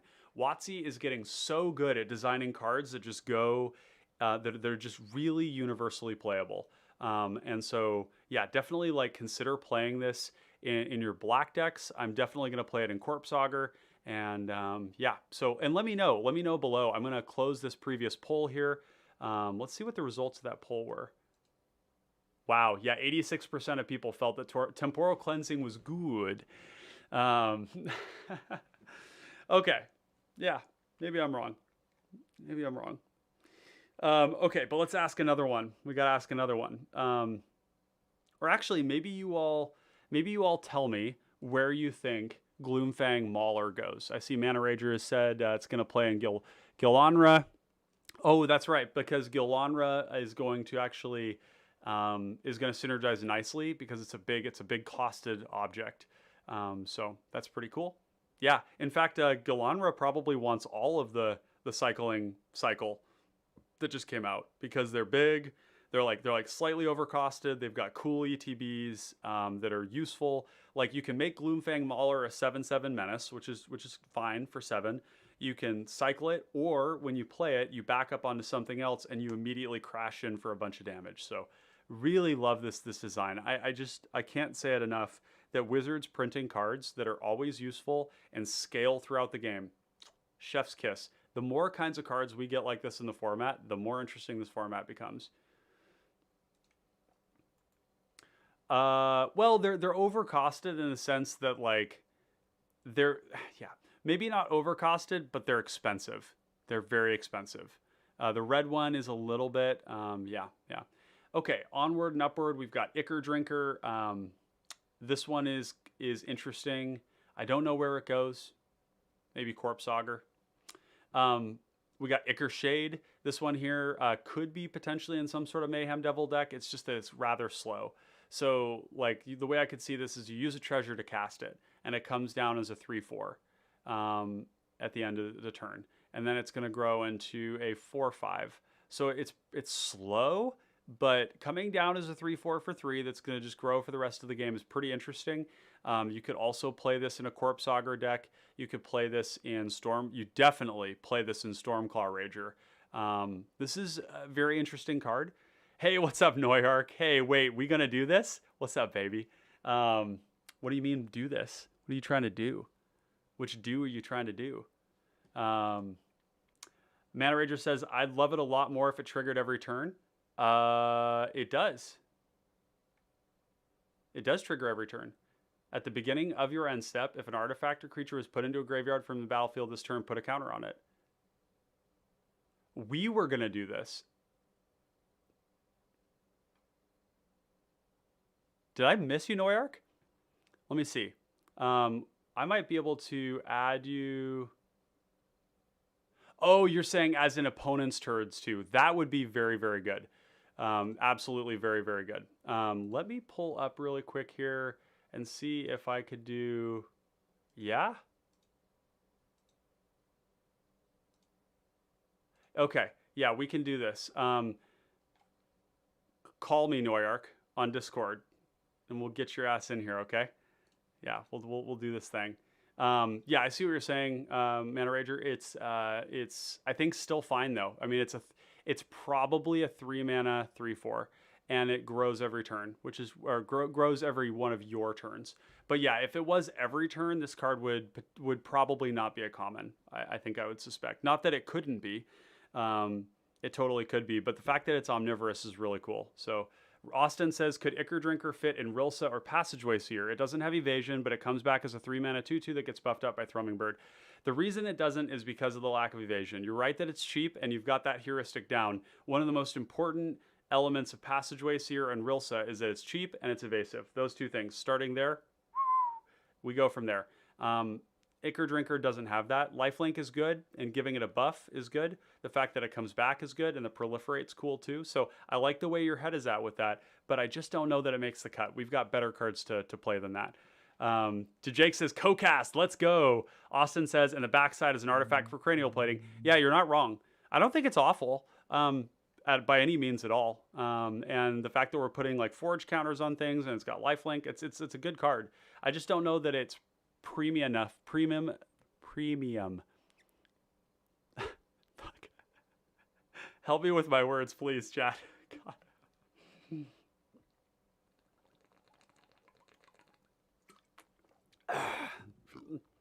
Charles says, yo, been checking out the channel since the pre-release. Thank you for all you do. I'm stoked to get started soon. Charles Bradford, my friend, thank you for your kind comments and welcome to the Common Connoisseurs. I'm so glad to have you on board, and I'm really glad that you're enjoying the content right now. We seek to please. It's a lot of fun for me, and I'm glad that you're enjoying it too. So, Charles, when you get a chance, do make sure to take a look at our upcoming live streams so that you make sure you're on top of all that. And you can hit that little bell icon under subscribe if you want to be let know. You want to be let. I'm sorry, guys. Y'all are just gonna have to put up with the fact my words are coming out so funny right now. But yeah, great to have you here, Charles, and I'm glad you're enjoying it. So, let's see. Noyark here has started a call. We're gonna get in this real quick. I'm gonna give us a moment here to get our things in order. Move into here, and we're gonna, let's see. Can you hear me, Noyark? Let me see here. We're gonna do start the virtual stream. Yep, so he can see it. Great. And we're just gonna take a moment here and let Noyark hop in the chat. Mana Rager says, anyways, I do have to get to bed soon. Do give me a timestamp for the Kenra in the comments. I absolutely, I won't give it for Kenra because I may be going over several commanders, but I will timestamp for when we talk about the commanders. Is that good for you? Just because the timestamping is can be kind of a time-consuming process to do. So I actually have been doing it for all of our videos lately. It was something that we repeatedly got as a request, as a way to improve the content, and so I took that seriously. We're always looking at the feedback and looking at ways that we can make things better, whether it's through editing our footage to get it down shorter in some cases, or through timestamps. So, yeah. Okay, just waiting on Noyark. Looks like Noyark may be getting his stuff in order here, so let's just continue with this here until Noyark hops on in. Mana Rager says, sounds good. Ping me on Discord when you're finished. Cool.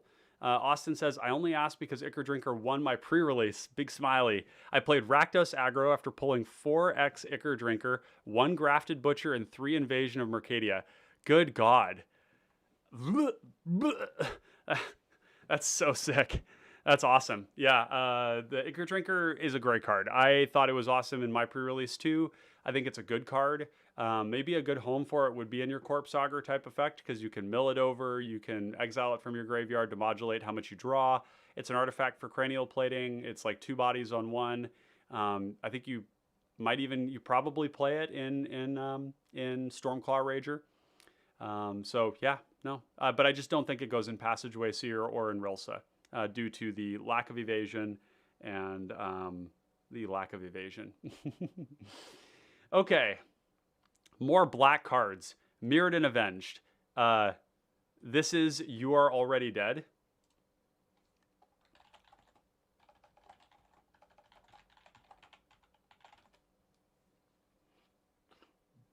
And for those of you who don't know, this is the reference here.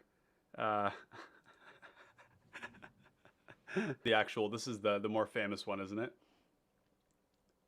Yeah. Here it is.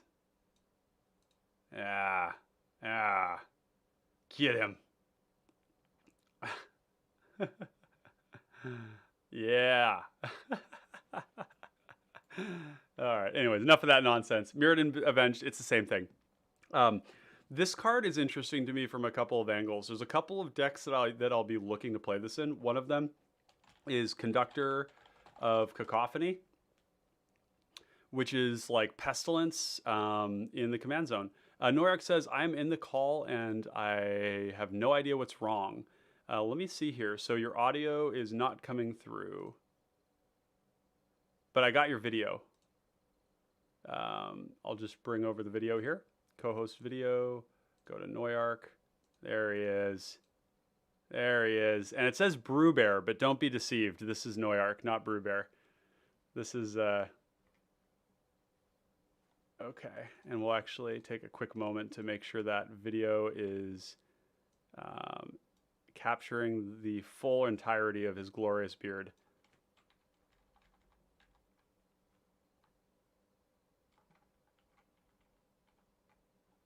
Let's see here. Drag this down a little bit further. Thank you, everybody, for your patience as we get this worked out. Norik, if you would tilt your camera up just a little bit so that we can see your entire face. And then we'll get the discard audio capture here. Noyark, bingo. So yeah, once you've got your input fixed, let me know. But we'll just let you figure that out in the meantime. So yeah, this Conductor of Cacophony allows us to ping everything. And then this card allows us to generate card advantage by destroying things that are pinged. It's really good. This also has another sneaky effect, which is that if you play in a black-based, oftentimes a Rakdos or Orzhov token go wide deck, you can put tokens in front of things and then Mirrored and Avenge them, or You Are Already Dead to draw cards and kill them. So it's conditional, yes. Sometimes it won't work. But yeah, it says Brewbear, but ignore that. This is Noyark. This is our longest standing patron. So yeah, Mirrored and Avenged, another duplicate effect, definitely interesting. There's another, there is a leaked card, and I'm not going to be involved in showing leaked cards on the channel, but there is a recently leaked card from Aftermath, the set that's coming up here, for a card that this effect will potentially be good in. So yeah. I heard you saying checking. Oh, the audio problem is on my end. Oh, the plot thickens. Can you hear me, Norak? Oh, weird. Oh, I wonder if my headphones have gone out of battery. Oh gosh, we have this terrible. There we go. Okay, I think I can hear you now. Noyark? Can you talk for a sec?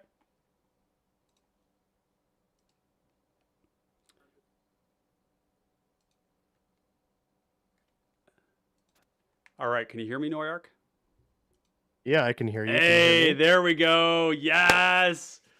Okay, sorry. I had on my end the Discord inputs were different. So this is a classic streamer problem that you all may have encountered, or maybe you haven't streamed before and you don't know how absolutely god awful complicated this stuff is. But thank you all for your patience, and we're gonna bring my man Noyark. How you doing, buddy?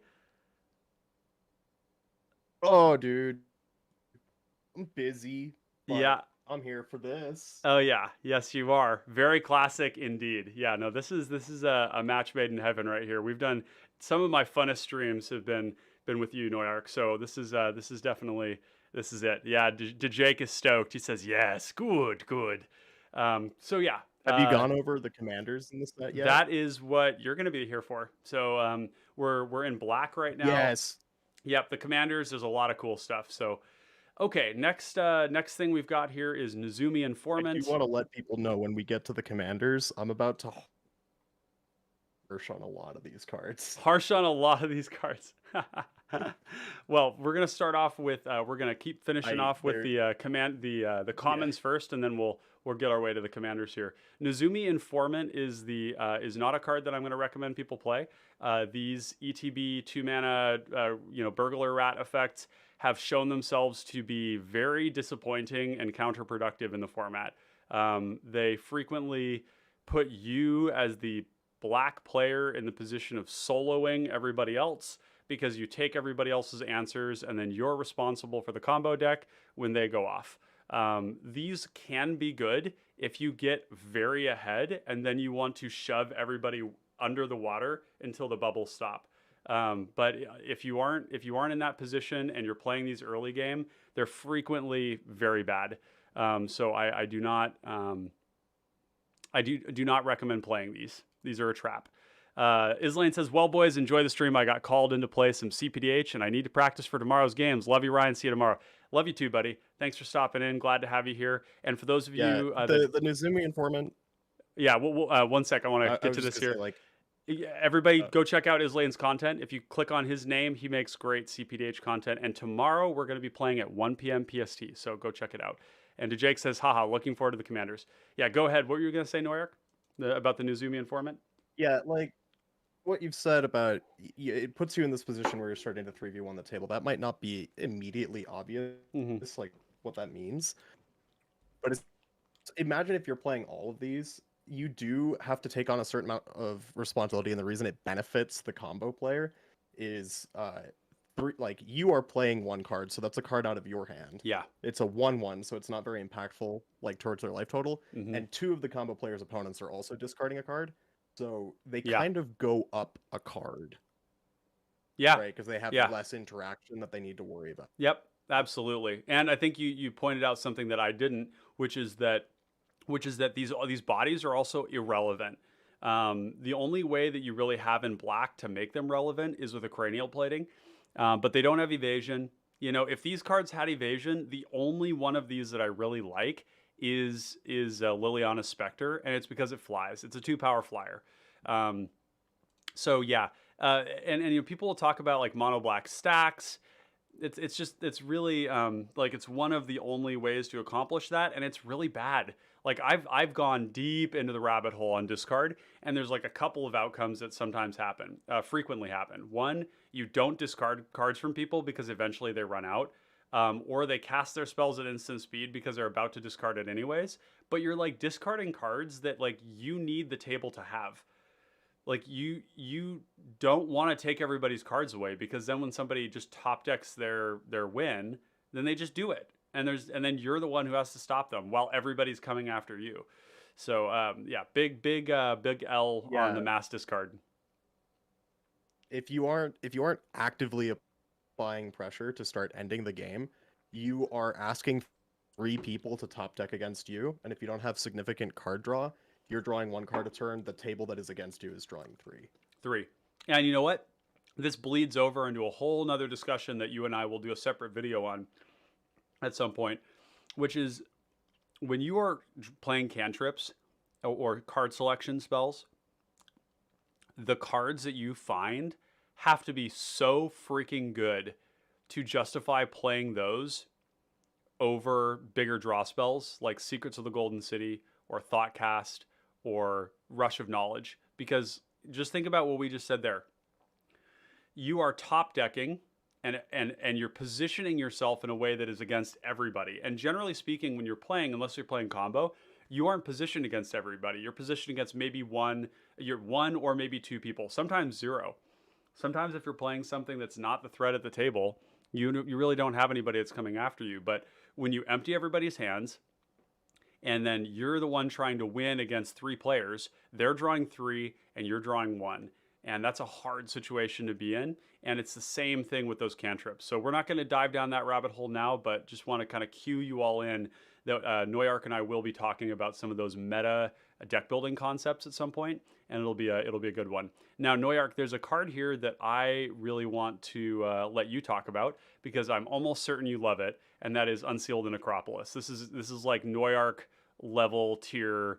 This is like Noyark tier effect right here. And the reason for it is because there is no way to respond to the targeting of the cards that you mill over.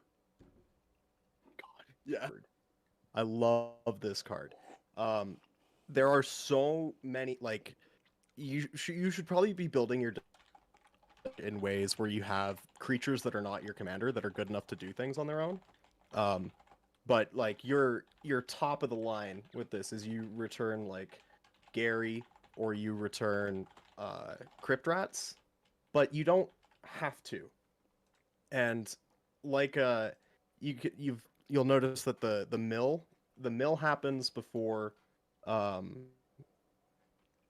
once the mill happens, there's no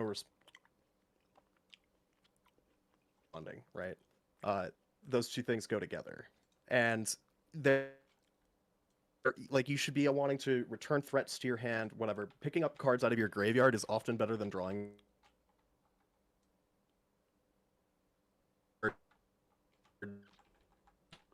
Hey, Noyark, we're getting a little bit of we're getting a little bit of delay on your end.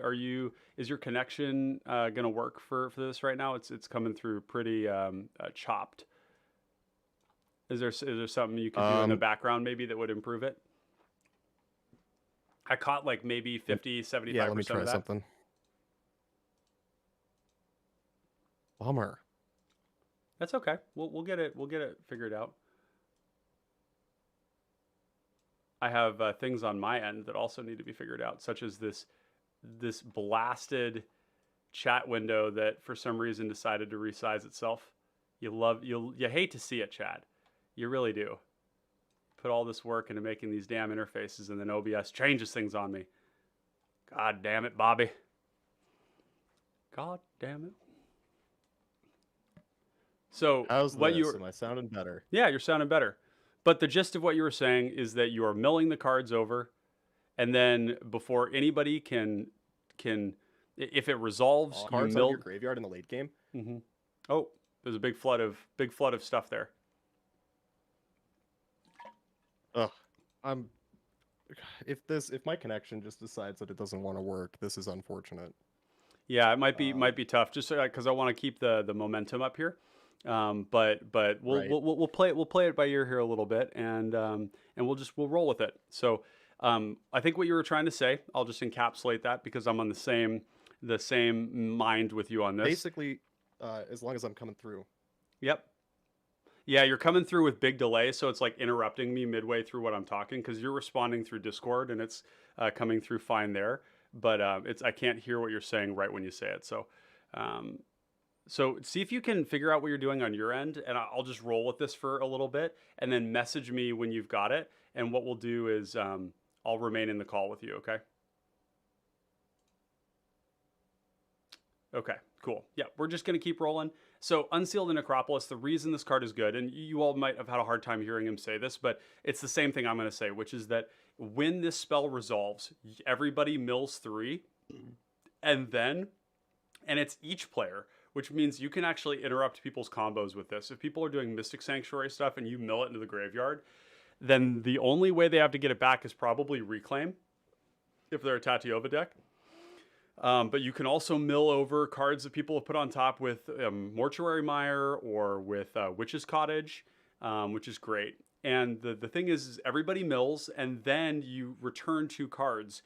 If they go and they exile graveyards, that has to happen before this resolution of the spell. Once this starts to resolve, it is resolving.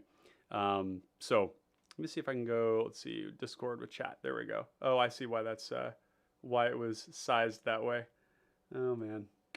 Well, it is what it is. So we'll do that, and we'll wait for Noiric to come back here while we proceed forward.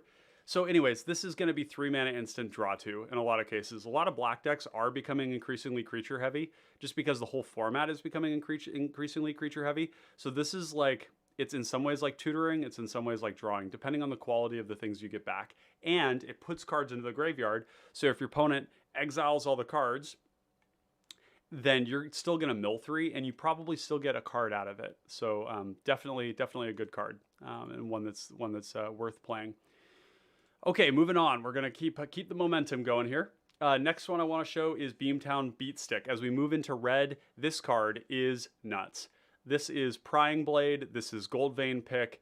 This is Ceremonial Knife. All of these things that generate us repeat token game pieces every time we hit on like a cheap card that's fairly cheap to equip. 2 to equip is very reasonable. And these cards are so strong in Mayhem Devil, but it goes beyond that. Mayhem Devil, Oxida Finisher, Rayav. In Rayav, you grant everything double strike. So you actually hit them twice and you generate two treasures. But the fact that it gives Menace is the big gain here. This is just better than those cards because of the Menace.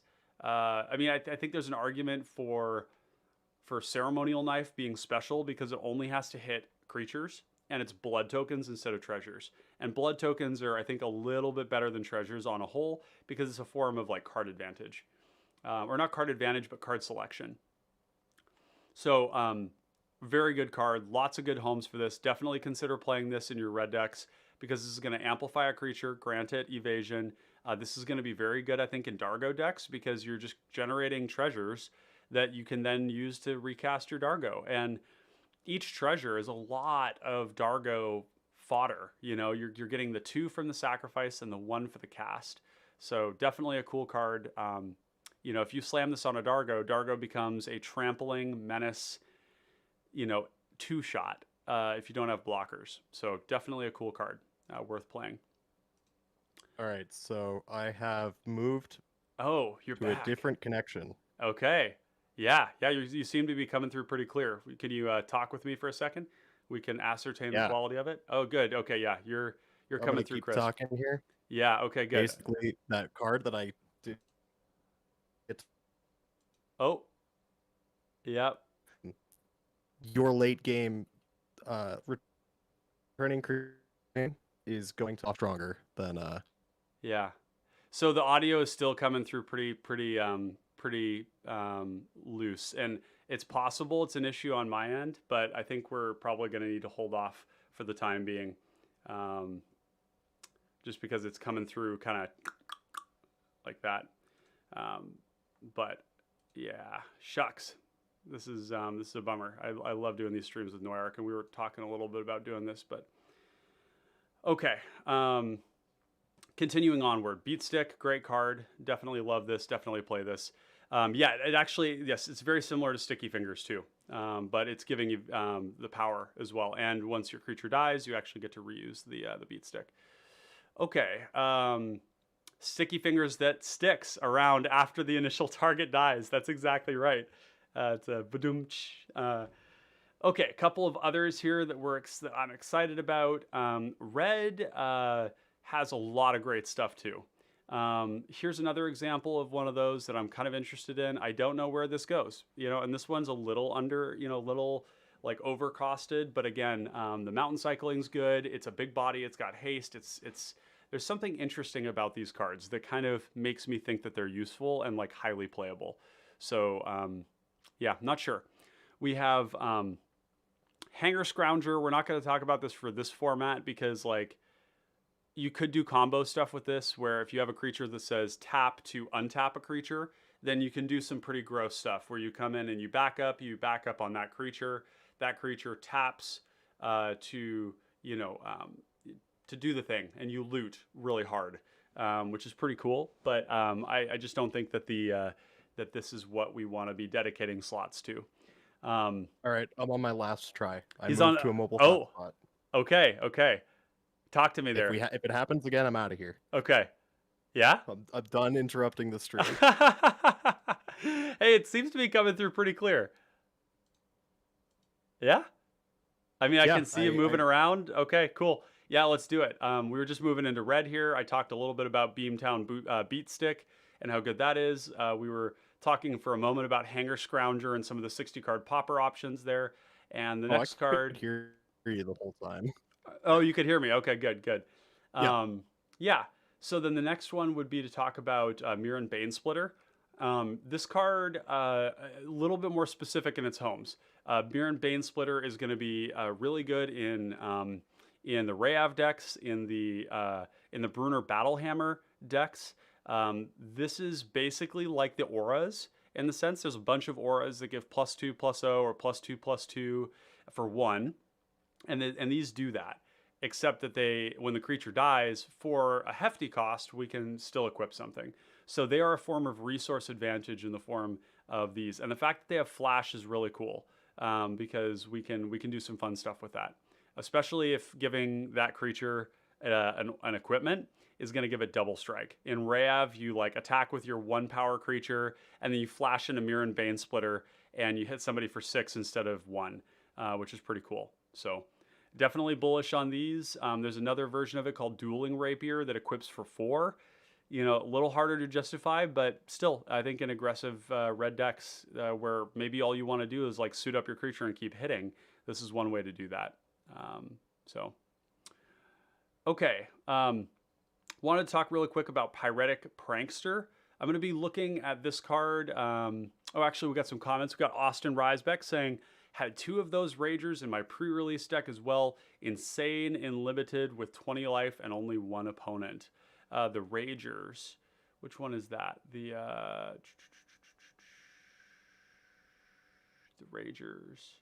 Are you talking about the Stormclaw Ragers? Yeah, I think he's talking about the Stormclaw Ragers. So Pyretic Prankster, this is a Rakdos card that when it dies, it's going to make everybody sack something. And I'm rather interested in this in the Mayhem Devil context. It's not incredible. Mayhem Devil does have life total problems at times because it's a threatening deck. But having like 3 triggers off of this, the only problem is it says artifact or creature, and that means that you're not actually edicting creatures. Oh, Austin says the 5/5 with haste is the one you're talking about. Yep, absolutely. So this one's kind of a maybe. This card is just so expensive. It is. It's really expensive for what it does. It's 5 mana, right? 5 mana to do the thing. 5 mana, 2 life to like make this into a 3/2. Like I would like this card a lot more if this 3 turned this into like a 5/4. If this turned into a 5/4, I would play this all day. It'd be a completely different story. For sure. Yeah, but 3/2 is also the flip ability is just like why are these all sorceries? Why? Yeah, well, I mean, yeah, it's unfortunate that they're sorceries, but I think that sometimes they're still playable. This one here is like on the edge. I think maybe the triggers are good enough, but I think that the body is just not that strong.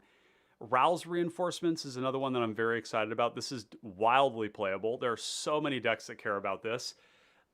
First thought for me was like Torwauki. Torwauki do love its token makers because each one of these represents a Sorin's Bite. It's a 2 damage to anything, gain 2 life. And these tokens block, they can be sacrificed to Village Rites effects, and they can attack. There's just a lot of good uses for this. Zada likes this. I think the fact that they're tokens also means that your gut decks are going to like this because the Gut Inspiring Leader, these come out as 3/3s. Any other decks that you would play this in, Noyark? There's a lot of decks where if I'm caring about casting instants or sorceries, I want to still have a density of creatures in those decks. So Balmor Battle any Mage. Instant or sorcery that just creates them is good. Yeah. Levon.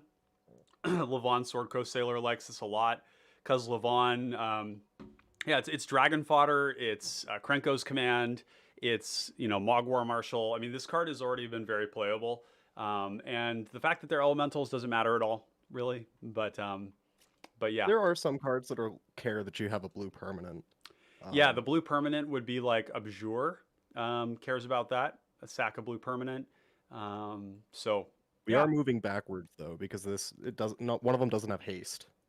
Shout Oh, out that. Friends Forever. Yeah, no. Forbidden Friendship was an amazing print. Makes a red 1/1 dinosaur creature with haste and then one human soldier. Yeah, no, this card was really strong.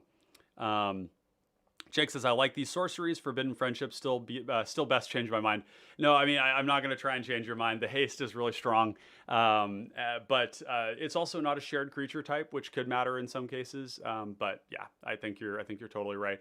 I think even there could be a build of Third Path Iconoclast that's like very aggressive, where you play all of these, and every single one of them is like is basically a Hordling Outburst, but for 2 mana, right? You're like casting these and you're getting additional stuff, and you play a bunch of anthems and protection spells. Instead of playing counter spells, your main thing is like, I'm gonna counter sweepers, I'm gonna protect my board, my engines, and then I'm just gonna play anthems. So I think that's one place where you could do that. A card that I thought would be really interesting to talk to you about is this Red Cap Heel Slasher. This card does first strike things, and Noyark, you, I think, of all people, have been really exploring the value of first strike in the context of a format where Gut is a very good commander. So what do you think of this one?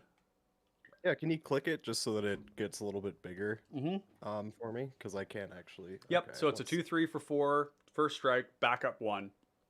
You can actually grant first strike to another thing for a turn, but its main thing is that it's going to come down as a 3/4. Backup in general is pretty interesting. I like. I play a lot of decks that can flicker things, and so this having relevant text for flickering is pretty cool. The thing with the first strike is this card is, in my mind, splitting, trying to gain value from 2 different areas, where like giving the first strike until the end of the turn when you cast it makes this a very aggressive use of that. And I'm playing a lot of first strikers defensively. Yep. That's a good point. Yeah. Yeah. But this also does the defense in a way that's rather interesting if you back it up itself. Being 3 power means it will always kill a gut token, even if it's got Inspiring Leader, which is pretty cool. And that's something that a lot of the first strike cards you talk about don't do, is that they won't be able to tango with a 3 power gut token, or sorry, a 3 toughness gut token. But no, I hear what you're saying. It's kind of an aggressive use of it instead. Next card. Yeah, usually the idea would be is if Gut is in play and Inspiring Leader is in play, one of those 2 things has to go. Yep, that makes sense. So the next one here is Shatter the Source. Want to talk about this one here. In the right deck, this card is, and by the right deck I mean third path Iconoclast. This is another snuff out effect. This is a 6 damage. It's like it also does abrade things. It's really easy to get 6 creatures to tap for this. 6 damage is a ton. It also hits planeswalkers, which, as I've mentioned a couple times, might be relevant someday. Pretty bullish on this. It's not going to be as widespread of a card. It's not as staple because, frankly, you need to be going wide with this, and you don't want to be playing this in an aggressive deck because convoking means you have to tap your stuff, and they're not attacking. So I'd caution the comparison to Snuff Out. Like, it can certainly be free. In TPI, it's Snuff free Out. when you are already winning. In TPI, it's Snuff Out, but it's like that's only place I can think of right now. So it's a pretty narrow card in that sense. I can't think of any other places where you'd play it. Maybe like White Red Abdel. You probably could consider this because you do have quite a bit of creatures in that. Way back many months ago, somebody was playing just, what was it? Sky Knight Vanguard? Do you remember when that deck was popular? Yeah. Yeah, it was just like this Boros tokens deck. Everything made extra bodies or everything pumped the team. And it would just win games, and you could probably play this in there. I don't know if that deck is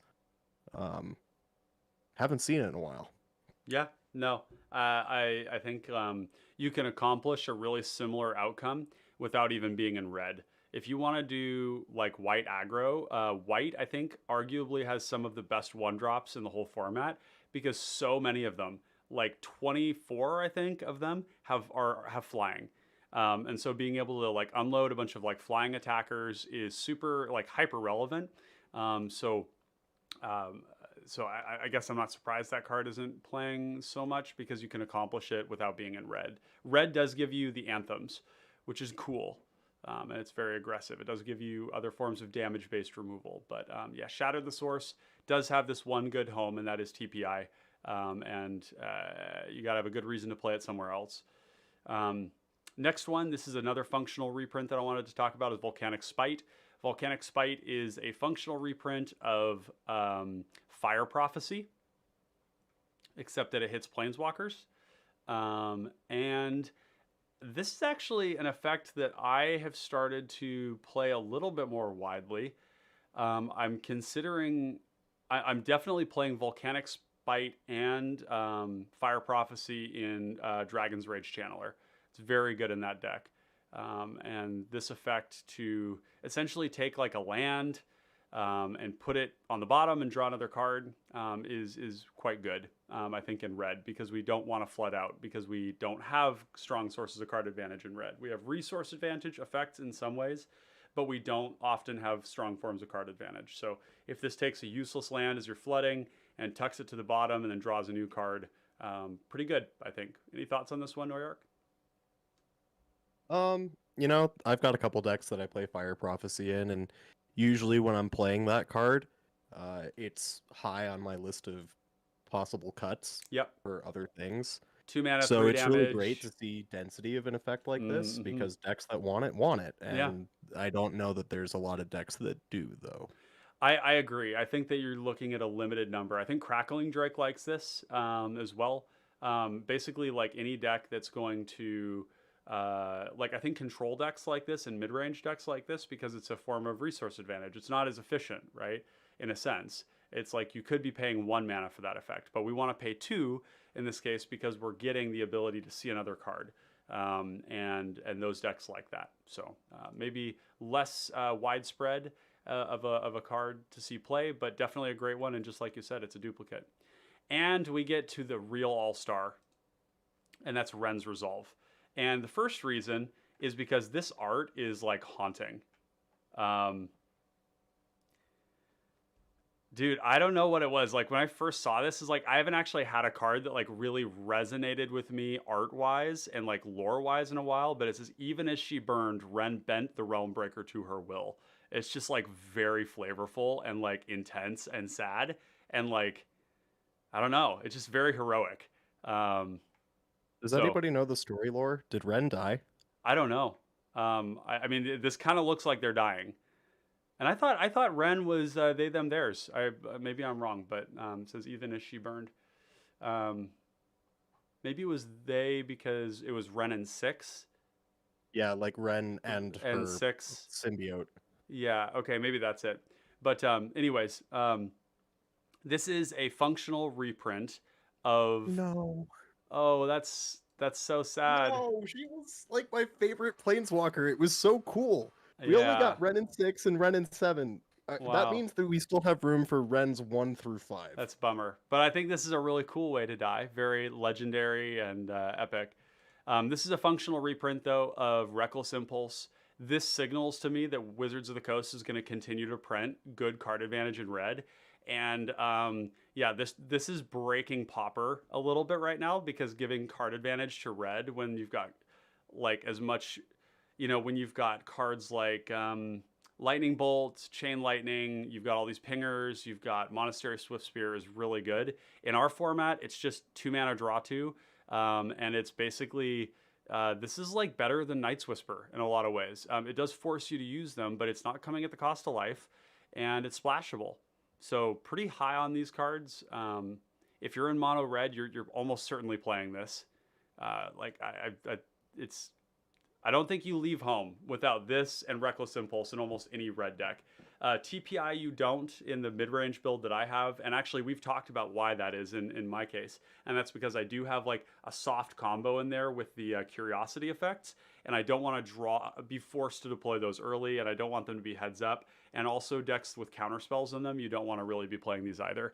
But if you are just doing aggressive mid-rangey red things and you aren't playing counter spells, these cards are cracked. They're so good. I used to play Dangerous Wager in red decks with bad draw, and I'm so happy to see this. Yeah, I would rather not play Dangerous because Wager. now you don't have to play trash like that. Well, I mean, it's just discard your hand, draw 2 cards. So if you don't have your a hand's hand, empty, it's then you draw 2 functionally cards. identical. Yeah, exactly. Yeah, Right. but yeah, I guess that is right. And I like that these allow you to play it until the end of the next turn. Oh, you liked Reckless Impulse. Here is another. Yeah, that's exactly right, Jake.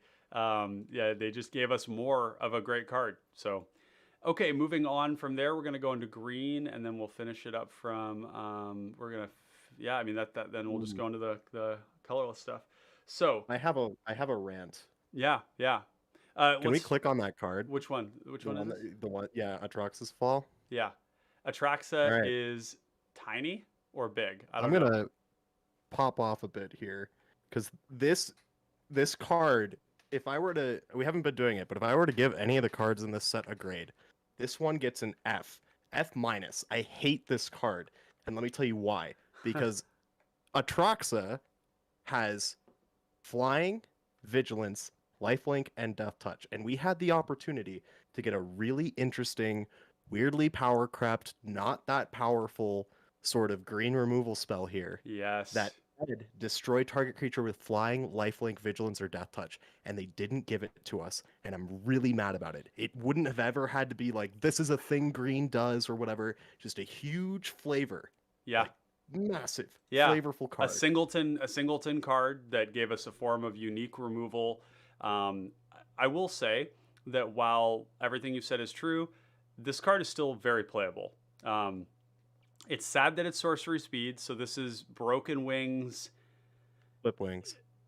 Well, this is Broken Wings. Oh, is it different? Yeah, Broken Wings. Clip Broken Wings is a 2 home. mana. Yeah. But this one is instant 3 mana. This is also like a very playable green card. I really like these green cards that do this because flying creatures are everywhere right now.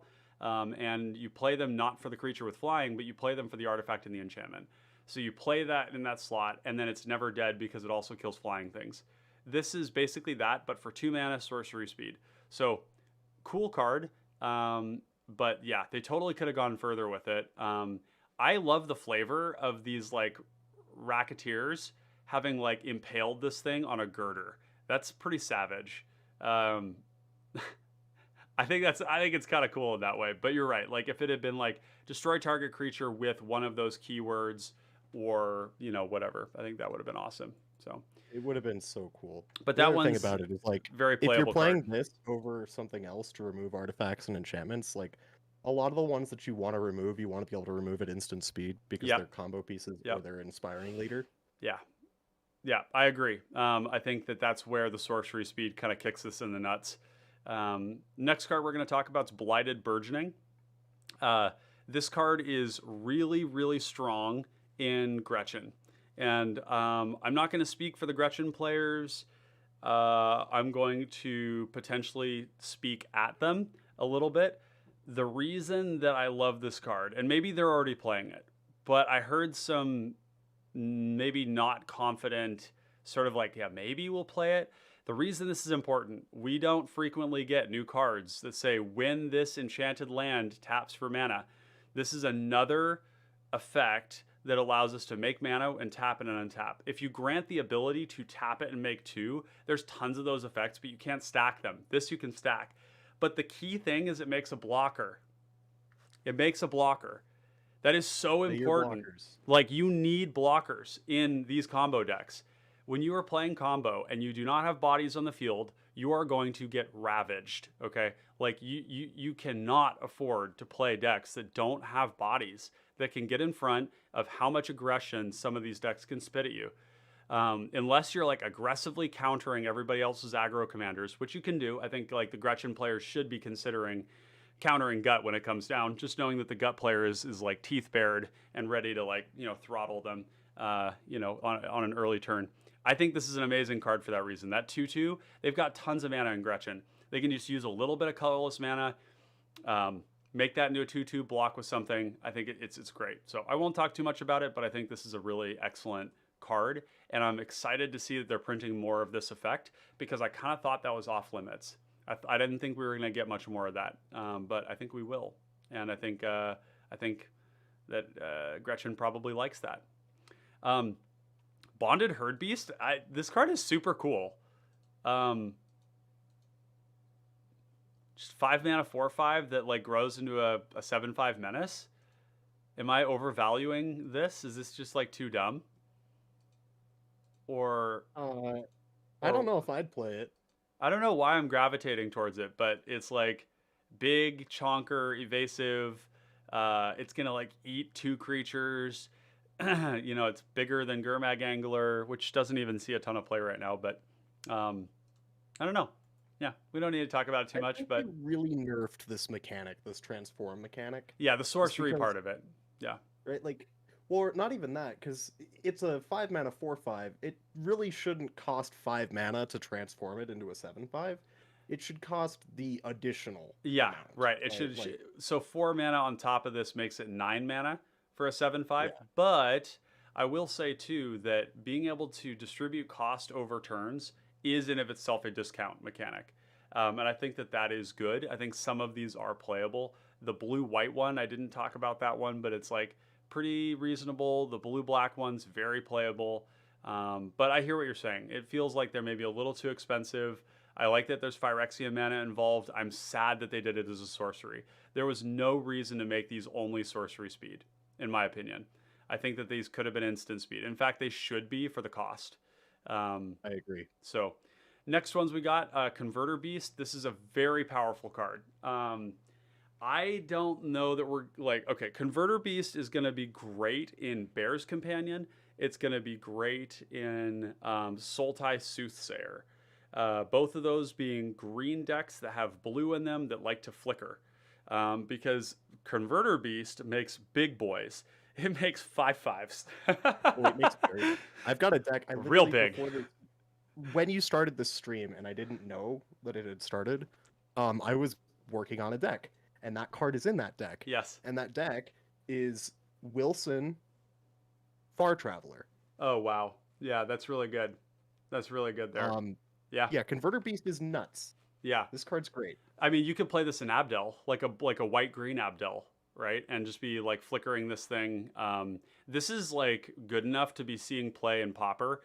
People are going to be casting like Boarding Party and like Annoyed Altasaur to like cascade into Converter Beast to just produce like really disgusting amounts of power, and then flickering it with Ephemerate because they also play Initiative in their decks. So it's definitely an interesting card. It's making artifacts. It's a nice mana sink. Definitely a cool one. We got some comments I want to go through. We got to Jake saying, I love Herd Beast. Saying, how many 5-drops that can swing for 7? Yeah, that's true. It's not really a 5-drop, but I kind of get what you're saying. And I think the evasion is always good. True, not being instant sucks. Yeah, for the attracts, I think. So next one is Cosmic Hunger. This card is so staple. It's just bite down. Like these green effects are really, really good. Green is moving away from fight and towards bite, and that's awesome. That's very good because it means that green has actually got pretty damn good removal. Bite effects in green decks are generally speaking going to be, tag something for 4. They're going to be kind of like a 2 mana Flame Slash at instant speed. And yeah, you can stop it by killing the creature, sure. But like, what more do you want to ask for, right? Like it's splashable. It's as good as green's going to get when it comes to this. And I think these effects are very relevant. It also hits Planeswalkers, so just keep that in mind. This card goes right into Gnarlback Rhino, which is your deck. Yeah. And Gnarlback Rhino is really cool. So I won't harp on that one too much because you like to keep your decks kind of secret. But Cosmic Hunger is a good one for that deck. So play this card. I would say that like if they're going to keep printing an effect like that once per set moving forward, Gnarlback Rhino is slowly creeping towards this really like mono green control. It's going to get really stupid in about 9 months. What you're It's saying not is fair. is an important thing, which is that we need to read these cards in context of like, oh, WotC thinks this is reasonable, and not that we're saying that it isn't. We're just saying this is what WotC thinks is okay to print at common.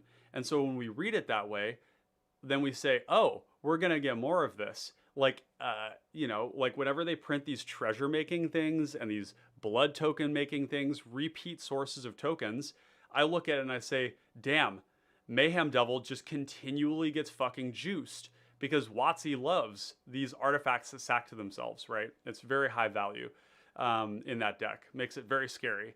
And it's the same with this, right? Like if I were writing a primer for Gnarlback Rhino, I would be pointing this out, and I would say we got Master's Rebuke, we got Bite Down, and we got Cosmic Hunger, like in basically like 4 sets. I mean, like they're really good. I mean, and for those of you who don't know Gnarlback Rhino, I'm going to give you a quick peek here. Gnarlback Rhino is like a really scary mono green control deck. Every time you cast a spell that targets the Rhino, you draw a card. It's like has like elements of Voltron in it, but like really the ultimate thing is that you're just casting removal spells that kill your opponent's creatures and draw you cards, and then you protect the Gnarlback Rhino, and that's it. It's like very, very simple, smooth brain game plan. And these Cosmic Hunger, Bite Down, Bite effects are stupid. They're stupid good in here. I want to play this deck so much. Yeah. I've famously said it's not a Voltron deck. That's not true. I'm gonna kill you with Voltron. Yeah. No, but I promise it's not a Voltron deck. It just kind of has to win that way. Yep. DeJake says having so many different names of the same cards could actually start to show in this format. I think that the like one of the like this is we have to think about this in, or you don't have to. I frequently, because I'm like submerged in this format, thinking about it all the time. I do think about what is this format going to look like in a year? What is it going to look in 2 years? When we have 2 more years of product ahead of us. And in that 2 years, we get all of this like replicate effect. We get all these duplicate effects. This format is going to be so consistent and so powerful because we just gonna have so many replicate effects. Like they really like these impulses. I bet the next impulse we get is like a 3 mana that also gives you a treasure or also gives you a blood token, right? Like, sure, why not? Let's print Pointed Discussion in red, like, but it won't lose you life. That's very exciting. I mean, it means this format is going to get better and better and better and better as we get more replicate effects. Well, and the shift towards it is also because WotC has started to really recognize Commander in general back to Lightning Bolt. And then when are they going to functionally reprint Lightning Bolt? Just the exact same card, different name. Yep. Yeah, I mean, they could. They're kind of like beating around the bush with it in printing effects that are like adjacent to the power level of those. Ren's Resolve is like not just adjacent, it's just straight up light up the stage. But like you're always paying 2 for it. And so they like to push the build, they like to push the envelope occasionally, and that's a good thing for us because really like no common can break this format. There's no way to break this format with commons, and I'll stand by that. I've never seen a card that has been printed into this format that wasn't already there, i.e., your classics, Rhystic Study and Mystic Remora. So yeah. Okay, some other cards I want to point out here, and then we're going to be going into the commanders, is we got a bunch of new ways to put counters on things, and that is Fertilid's Favor, which actually this looks like it's going to be really strong in Gnarlback because it's a ramp spell that you target the Gnarlback with. This one here, it actually allows you to target players too, which is kind of goofy. You can like prevent somebody from getting like their Mystic Sanctuary, or prevent somebody from getting the card that they put on top with Mystic Sanctuary, or you can prevent a card that a black player has put on top of their deck with with Mortuary Mire or Witch's Cottage with Fertilid's Favor, because you cause them to shuffle their deck. But the +1/+1 counters are great in particularly in Herd Baloth. So Fertilid's Favor goes there. Placid Rottentail here is another one where you just have a creature, you can bring it back from the graveyard to put counters on something uncounterably. The next card is Portent Tracker that I'm going to point out. Portent Tracker is just another untap. It's unconditional, which is really, really good. It's 2 mana. this again, more Gretchen stuff, right? Like we got two really good Gretchen cards. We got the Aura and we got this. We were running out of untappers. You're going into the Lay Druid type stuff, 3 mana. This is 2 mana. Doesn't require snow land. Doesn't require any weird shit like that, like a forest. It's anything. So just another good card. This Yeah, all, like yeah. I mean, this plays a good to see Gnarlback Void Rhino Use too. later again, I guess. Yeah, yeah. Okay, next one that we're gonna look at here is going to be, yeah, Wildwood Escort. Wildwood Escort is a very good card. It's a relevant body. It's a relevant creature type. It's tutorable with Wirewood Herald. It's an elf, right? And it returns a creature card to your hand. This is as close as we've gotten to a Eternal Witness. And the relevance of this card is specifically in TST or Temur Sabertooth. Temur Sabertooth is going to play the crap out of this card because Temur Sabertooth only had one effect, and it was called Woodland Sleuth. Woodland Sleuth. It's a 3 mana. Morbid. Yeah, it requires Morbid. Something has to die, which, I mean, it's just kind of hard to make that work. But Wildwood Escort has no such clause on it. It's expensive, but TST makes unlimited mana. It literally doesn't care. So this is going to allow TST to get everything back from the graveyard, and that's really strong. Yeah, when it dies, it's exiled, but in TST, your shit doesn't really die that much. You return it to hand if it's going to die, and then your TST gets indestructible. So I think this is a good one. Jake comments here and says, it's true. So much potential taking from the new common. So much new potential with the new commons, with many future sets to be released. Yeah, exactly. So as we get more sets, we're going to get lots and lots of new redundancy in the effect. And Derek is back, or maybe he never left. He says elf. Yeah.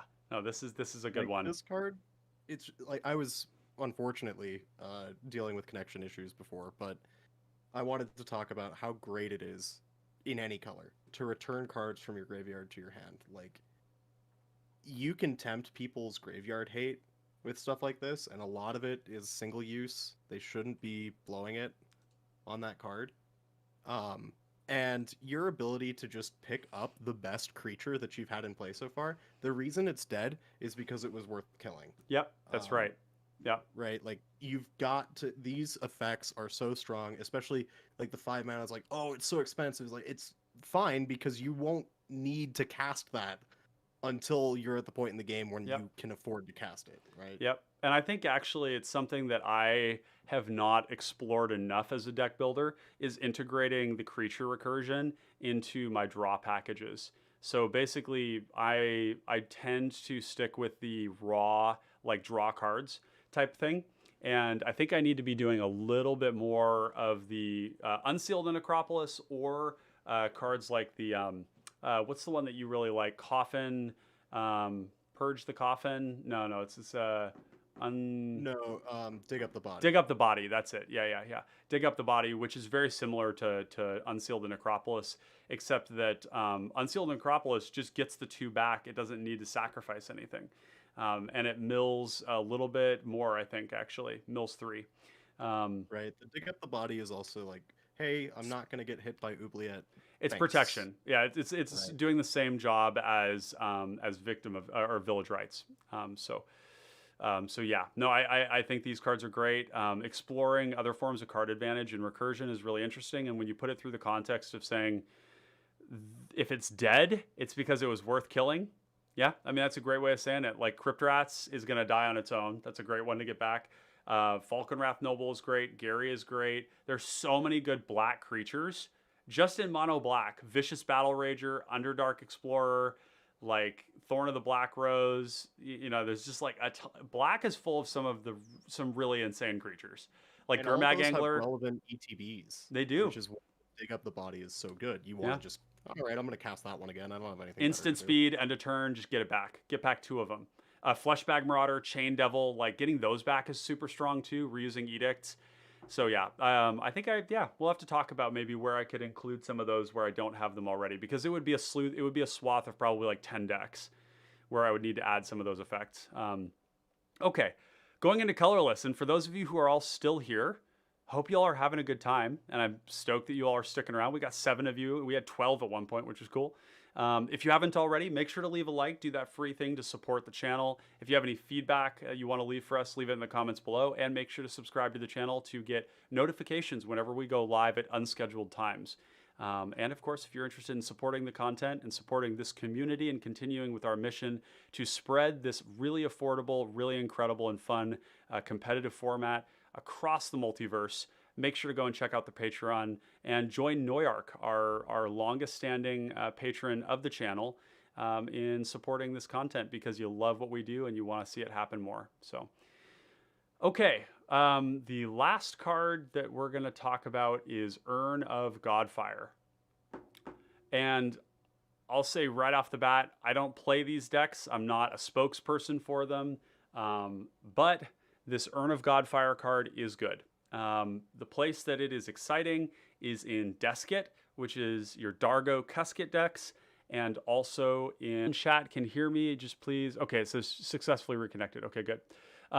Yeah, so basically, this card is great because it's going to allow those players to filter their mana when they go to loop Dargo over and over and over again. This is going to allow them to filter that mana that they get off of Ashnod's Altar, to basically go infinite with colored mana. It's 1 mana, so it's tutor with Trinket Mage, tutor with Dizzy Spell, and it actually has a relevant side effect on it, which is this is Unstable Obelisk. Probably not the way they want to use it, but sometimes they'll need to. I think I might be the person on the server who has registered Unstable Obelisk in the most decks. And if you don't think you like that card, let me tell you, you like that card. Destroy a permanent's a hell of a drug. Yep. Yep. It's so good. Yeah, Colorless, it's just on board, it's there. I've played out that card before where the people around, where you immediately hear somebody go, oh, fuck. And the reason is because they have Oubliette in hand. And now they know that their Oubliette is basically like not going to stick. Not on you. So they're going to put it on something else. It's just a really good effect to have. Okay, cool. So we have made our way through here. We are at, let's see, I'm going to do a measure of the time real quick. See what minute we're at because we're going to transition into the next stage. The next stage of the recording here. Let me just see if I can mark this down. We are at 2:35. Okay. 2:35:00. Okay, cool. So from here, we're going to go into the uncommon commanders and go from there. I've got a lot of mean opinions about the commanders in this set. Okay. You can rein me in, but fellas, I've got bad news to share. I think there's a lot of good news here too. So we'll start with the good ones first, because a lot of these are trash. You're totally right. A lot of the transform ones, in fact, are nowhere near as good as the Gitaxian spell stalker. The first ones that I want to mention. I'm not going to say the S word. Yeah, you don't have to. I will. Okay. Just want to make sure we are connected here still. Looks like we may have had a stream interruption here that caused some people to lose connection. So the first one, Jake says, Urn of Godfire is great. So strong in my pre-release. Yeah, for sure. The first one that we're going to talk about is Phyrexian Censor. Okay, this has been a very... this has prompted a lot of discussion in the server, on Twitter, and elsewhere. This is essentially the first reasonable stacks card that we've gotten in Pauper Commander. And we can actually call this stacks because this is stacks. Your creatures enter tapped. They can't cast more than one non-Phyrexian spell a turn. This is a kind of a rule of law paired with a tempo effect, and it's in mono white. I can't speak for this because I haven't done a lot of work on it. I can't speak for it. I can talk a little bit about my concerns. But Findhorn Brownie, who may be in the chat still, if you are, you can let us know what you think about it. But if not, you all can reach out to Findhorn on He Discord and loves it. ask. Yeah, he loves this. He loves it. Derek and I have talked a little bit about this, and there are some concerns. But I haven't seen the way that Findhorn has it built, so it'll depend. But something that Derek has said was a Stacks commander is not a Stacks deck make. And that is absolutely true. We don't have Stacks cards in common, which means that the only Stacks effect you can produce is out of your command zone. So let's get that out of the way. Actually did a pretty good job of convincing me that there are certain cards in this format that we should probably consider Stacks. Mass Discard is Stacks. Mass Edicts are Stacks. Sweepers are, in a sense, a form of Stacks. You're getting every resources from everybody. And so that all makes sense to me. But white doesn't have almost any of those. White does not really have that. So the other thing is that it's non-Phyrexian, which means that you are generally going to be, you're going to have certain spells you can play that are like good Phyrexian spells, and then there's going to be a lot of like non-Phyrexian spells that are just that are you're not going to be able to play on time or when you want to. And if you reach too deep into Phyrexian, you start to play bad cards for the sake of your commander.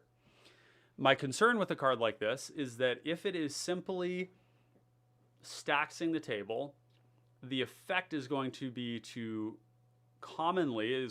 support the combo player, because the combo player is perfectly happy to have the game slowed down. The combo player wants the game to slow down. If a combo player is not dying early on and they have an activated ability on the field, what do you think Gretchen does? Like, if this player isn't killing Gretchen, are they just like throwing the game for Gretchen? Because Gretchen can be played out, and then they just sit there and they use their mana to do activated abilities, put lands into play, and draw cards. So that's my big concern, is that any activated ability type thing, any combo deck, is actually liking the time. Now, if this deck is justifying its existence by saying, I'm slowing everybody down, but while we're doing this, I'm applying strong tempo to the combo player, then what we get is something where this deck can establish a strong footing while killing the combo player. And then once everybody is, once the combo player is dead, then, this deck is already established. You've already had time to develop. Then I think that it's an exciting potential card. But I have concerns. Yeah, we'll just have to see it played. I think this is one of those ones where all this theory that I'm talking about, it does come from experience of having watched Stacks decks and played against them. But we'll just have to see. Do you have any thoughts on this one, Noyark? If I'm sitting down across the table from you and you cast this card, I'm over the moon. I play a lot of slow decks. Yep, me too. And if you are making the game that much slower, hell yeah, cool. I will remove it when I care about my creature being untapped. Exactly. Until then. Yep. I mean, I'm thinking if somebody plays this and I'm playing Thrall Parasite, when do I care? No, this is great. I'm yeah, oh wait, so the game is going to go till turn 12, 13, 14 maybe? Sweet. Let's go. How many instants do I have in my deck? Yeah. Cool. Okay. I'll just start playing at instant speed. Yep, I'll just deal with this when it's a problem, and literally not before. So I think that, yeah, the big question is going to be, how does this deck choose its targets? How does it justify its existence? What cards are you playing in the deck that actually work with what you're doing? Because I don't think that it's wrong to play this as a commander. I just want to know, how are you playing it? What's your target priority? What cards are you playing in the deck? Because otherwise, I'm excited to see it. Yeah, I mean, I'm super excited to see it too. I just think that there's a lot of potential for people to play this very wrong, and then just kind of throw games for the combo player. So we'll see. Definitely interesting. That the tempo on that is pretty interesting. Next one is Tiller of Flesh. This is not a card that I am super bullish on, but other people seem to be excited about it. This is another one that Findhorn is working on, but there's a bunch of other people working on it too. So I don't want to discount that there are multiple people working on this deck. Hey, what's up, Aria? How you doing? Good to see you. Glad to have you in the chat. Welcome. so Tiller of Flesh is basically heroic. Wait, whenever you cast a spell that targets one or more permanents, this is like heroic Yeah. for your. Oh, what the fuck? Wait a second, I did a double take there. This is different than what I thought. Then I thought it was only targeting the Tiller, but it's like anytime you target your own stuff, it's heroic for your team. You can target other people's stuff. Wow. Okay, Yeah, this is and good. You know what? This it's is a good. Really cool effect. This is really good. I'm actually way more interested in this. I'm gonna actually have to do a let's build, but maybe other people have already got it figured out. I think they probably do. I've seen a lot of chatter about this, and I was loosely watching because I was just more interested. But like Tiller of Flesh, so this could be seen as a little bit like a this is like Gnarlback Rhino, but instead of cards, you're getting bodies and artifacts, and you can target your own stuff. Because like even though it does make a bunch of these little 2/2 creatures, cool. What else? Yeah. You've got to find a way to fuel that if you want it to keep going, and they are 2/2s now. Proliferate. Yep. Very good in a deck like this. Yep. Very good. Yep. Yep. They get really big real fast. And there's a I- lot of good proliferate in white. So like, you know, and you're I'm probably suspicious about it. I don't think it's bad. I I think just don't know why I would run this. I you know, honestly, when I was pointing this out, I was gonna say I don't really love this card, but it's people are trying it. I'm excited that they're trying it, and I'm curious to see how it does. Now I'm feeling different. The fact that it's any permanent, any player, is a completely different ball game because this actually does start to look like Gnarlback Rhino, except that you don't have to cast except it's any of your creatures, any permanent. That's wild. I got to go back through some comments here though, real quick. Jake says, "Yeah, you dropped for 30 seconds, but we're back." Oh wow, weird. Well, yeah, unfortunate. We lost a bunch of viewers when we did that. So, but yeah, I'm not sure exactly why that happened. My connection was strong throughout the whole thing. Maybe it was on YouTube's end. Okay, so we've got Arya said, "Did y'all touch on Kenra? We're getting there. We're not there yet, but we will. I promise. We're going to talk about the Gitaxian Spellstalker." Jake says, "Lamo, Papa did a recap. You target their stuff." Yeah, exactly. Arya says, "Tiller of Flesh is dope, but the only problem is it costs mana to flip the incubators." Yeah, I think that's fine. I think we're going to want a lot of rocks in this deck anyways, so I think that's probably just fine. Austin says Tiller affinity with Enforcer and Sojourners. That's a good point. You do get to play both of those. You get to, there's actually a couple of affinity cards in white that we could look at. So rarity, common, O, affinity, and then color or ID equals white. Wow, that's kind of a lot. But the main ones being we get like Razor Golem, which is more about planes, but Razor Golem, Sojourners, Lens Flare, Mirror Enforcer. That's the main ones that look good. So yeah, we get to do that. That's a thing. So cool. We did get a card in this set that does make Mirror Enforcer. It's no longer just Sojourner's Companion is de facto better than Mirror Enforcer. We got the Mirror Tutor. Yep, that's right. This is the Mirror Kin Smith. Yeah. Yeah. So talking about this briefly, the reason this card is insane is because it says search your library for a mirror card. Mirror card. It doesn't say mirror creature card. And that is huge because you know what you can get with this?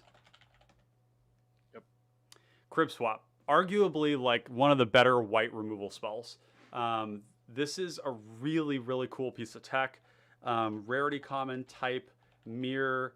ID is less than or equal to white.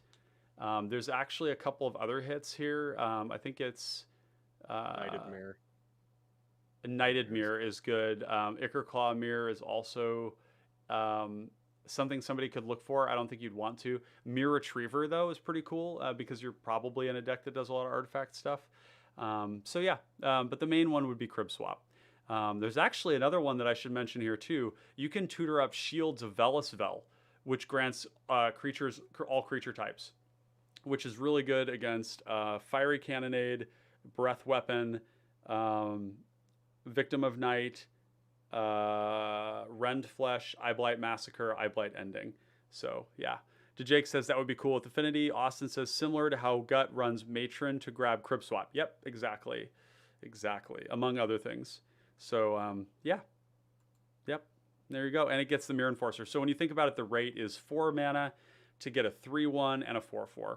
If you imagine that you're at the stage where it's free, then that's 4 mana for 7 power and 5 toughness. So okay, cool. So Tiller Flesh, pretty cool. I like that. Next one we're going to talk about is Omen Hawker. Omen Hawker is actually kind of looking pretty scary, pretty fast.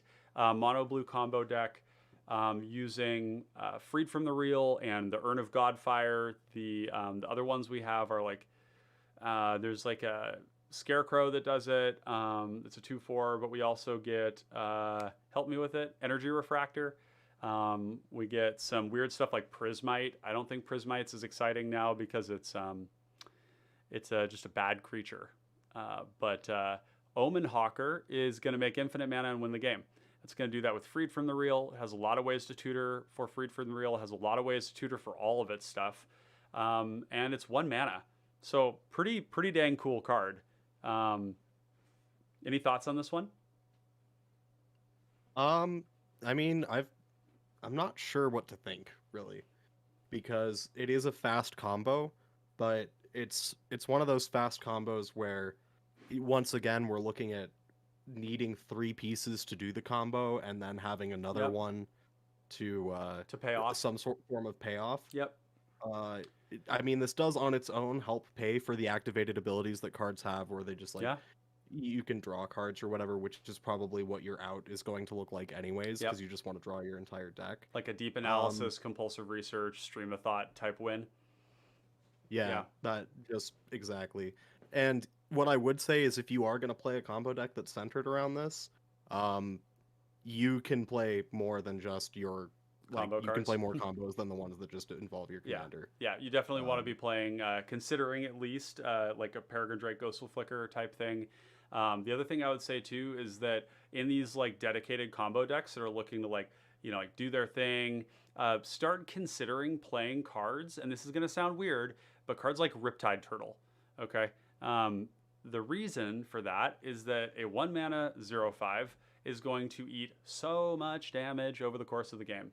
And combo decks have the trouble of just dying in combat. Combat damage is very good in Pauper Commander. Yep, you do run the Secret Entrance. That is a card that we play in this deck because you can tutor it with Trinket Mage and use that infinite mana to do the thing. The nice thing is that with Freed from the Real, you actually can, you actually don't have to have a mana filter to do it a whole bunch. You just need blue mana. So every blue mana you have is going to actually, every blue mana, every blue land that you have is going to activate and be a trigger on Secret Entrance. So yeah, cool commander. C Dingo has been working on this commander in the supporters section of the Discord, which has been exciting. So yeah, it's not my kind of deck. I tend to avoid combo mainly because of what you were talking about before. It's like 3 cards that need to come together and then you need a payoff. But I think that it's fast, it's cheap, and yeah, pretty cool. So, and it's an advisor. I don't know if that's useful at all, but yeah. The Cephalid might be more useful. The Cephalid, that's pretty niche. Okay, next thing we're going to be looking at here. Again, not a ton of these. There's a lot of trash here. But alas, my friends, I know you've been wandering long in the desert, thirsty, looking for water. We have finally arrived at Kenra Spellspear. Y'all have been so moist for this card, and so am I. Kenra Spellspear is fucking sweet. I love this card so much. We don't play it because of Spellspear, we play it because of Spellstalker. This card runs people over. This is the Kiln Fiend deck of the format. Like Levon, the way I have it built is actually not so much Voltron as it is more like an in-between between Balmor and Kiln Fiend type stuff. Levon can get big in sort of Levon Sword Coast Sailor. You can kill people with Voltron, but the idea is instead of loading up Levon with all the triggers, you load up tokens, so that they're like, oh, do I kill the Levon or do I kill the card that just got +7 or +8/+0 because of their treasure cruise? So you're creating cognitive dissonance. This card is all about the spell stalker, and you can afford to do that because it has everything it needs. It has double prowess, which is crazy, trample, and a built-in protection. So it has evasion, built-in protection, and a way to kill people. Distortion Strike and Assault Strobe is lethal. 2 mana, produce lethal. And one of the problems these decks have traditionally had in the past is that it was like a lot of mana to produce a kill. And so you wouldn't have mana to hold up answers. But this deck having Ward, this card having Ward, means that we can play cards like Spell Pierce and really get a lot of value out of them. So, yeah, and so we have a bunch of comments here. Persistent Petitioners, yep, Freed from the Real, and the Colorless, Double Strike Prowess, yep, exactly. Yeah, so, yeah, and the crazy thing about Distortion Strike is that Distortion Strike has rebound. So you kill the first player, and then you kill the second, which is awesome. The other thing is that this is not instants and sorceries, and that is one of the big reasons I like this, because it means that we can actually play Mana Rocks.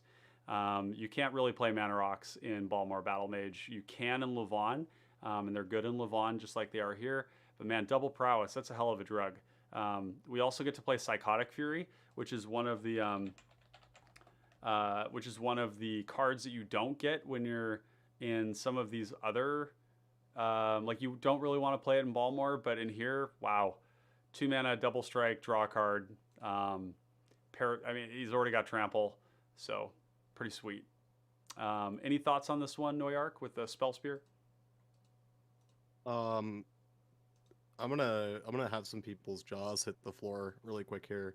He doesn't I don't like think it. this card's very good. He doesn't like it. I don't think it's very good.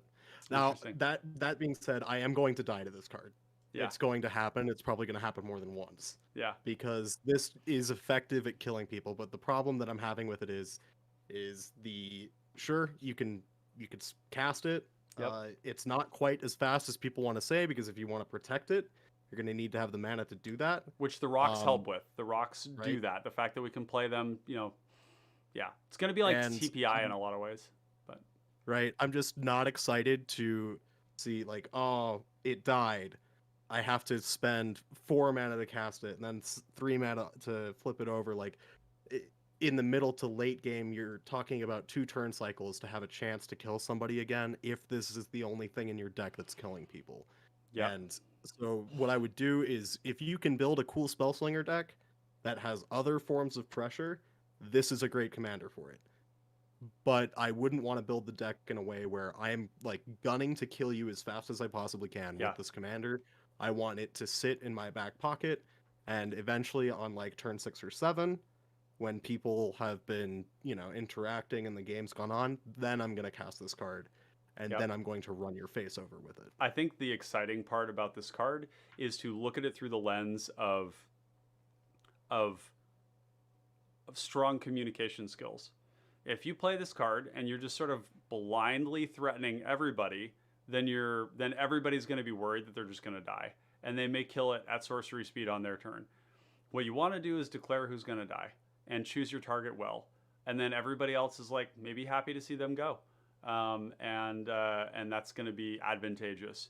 I think you're right that putting all your eggs in one basket is probably pretty risky, so we are probably going to want to play the pinging effects, and yeah, so.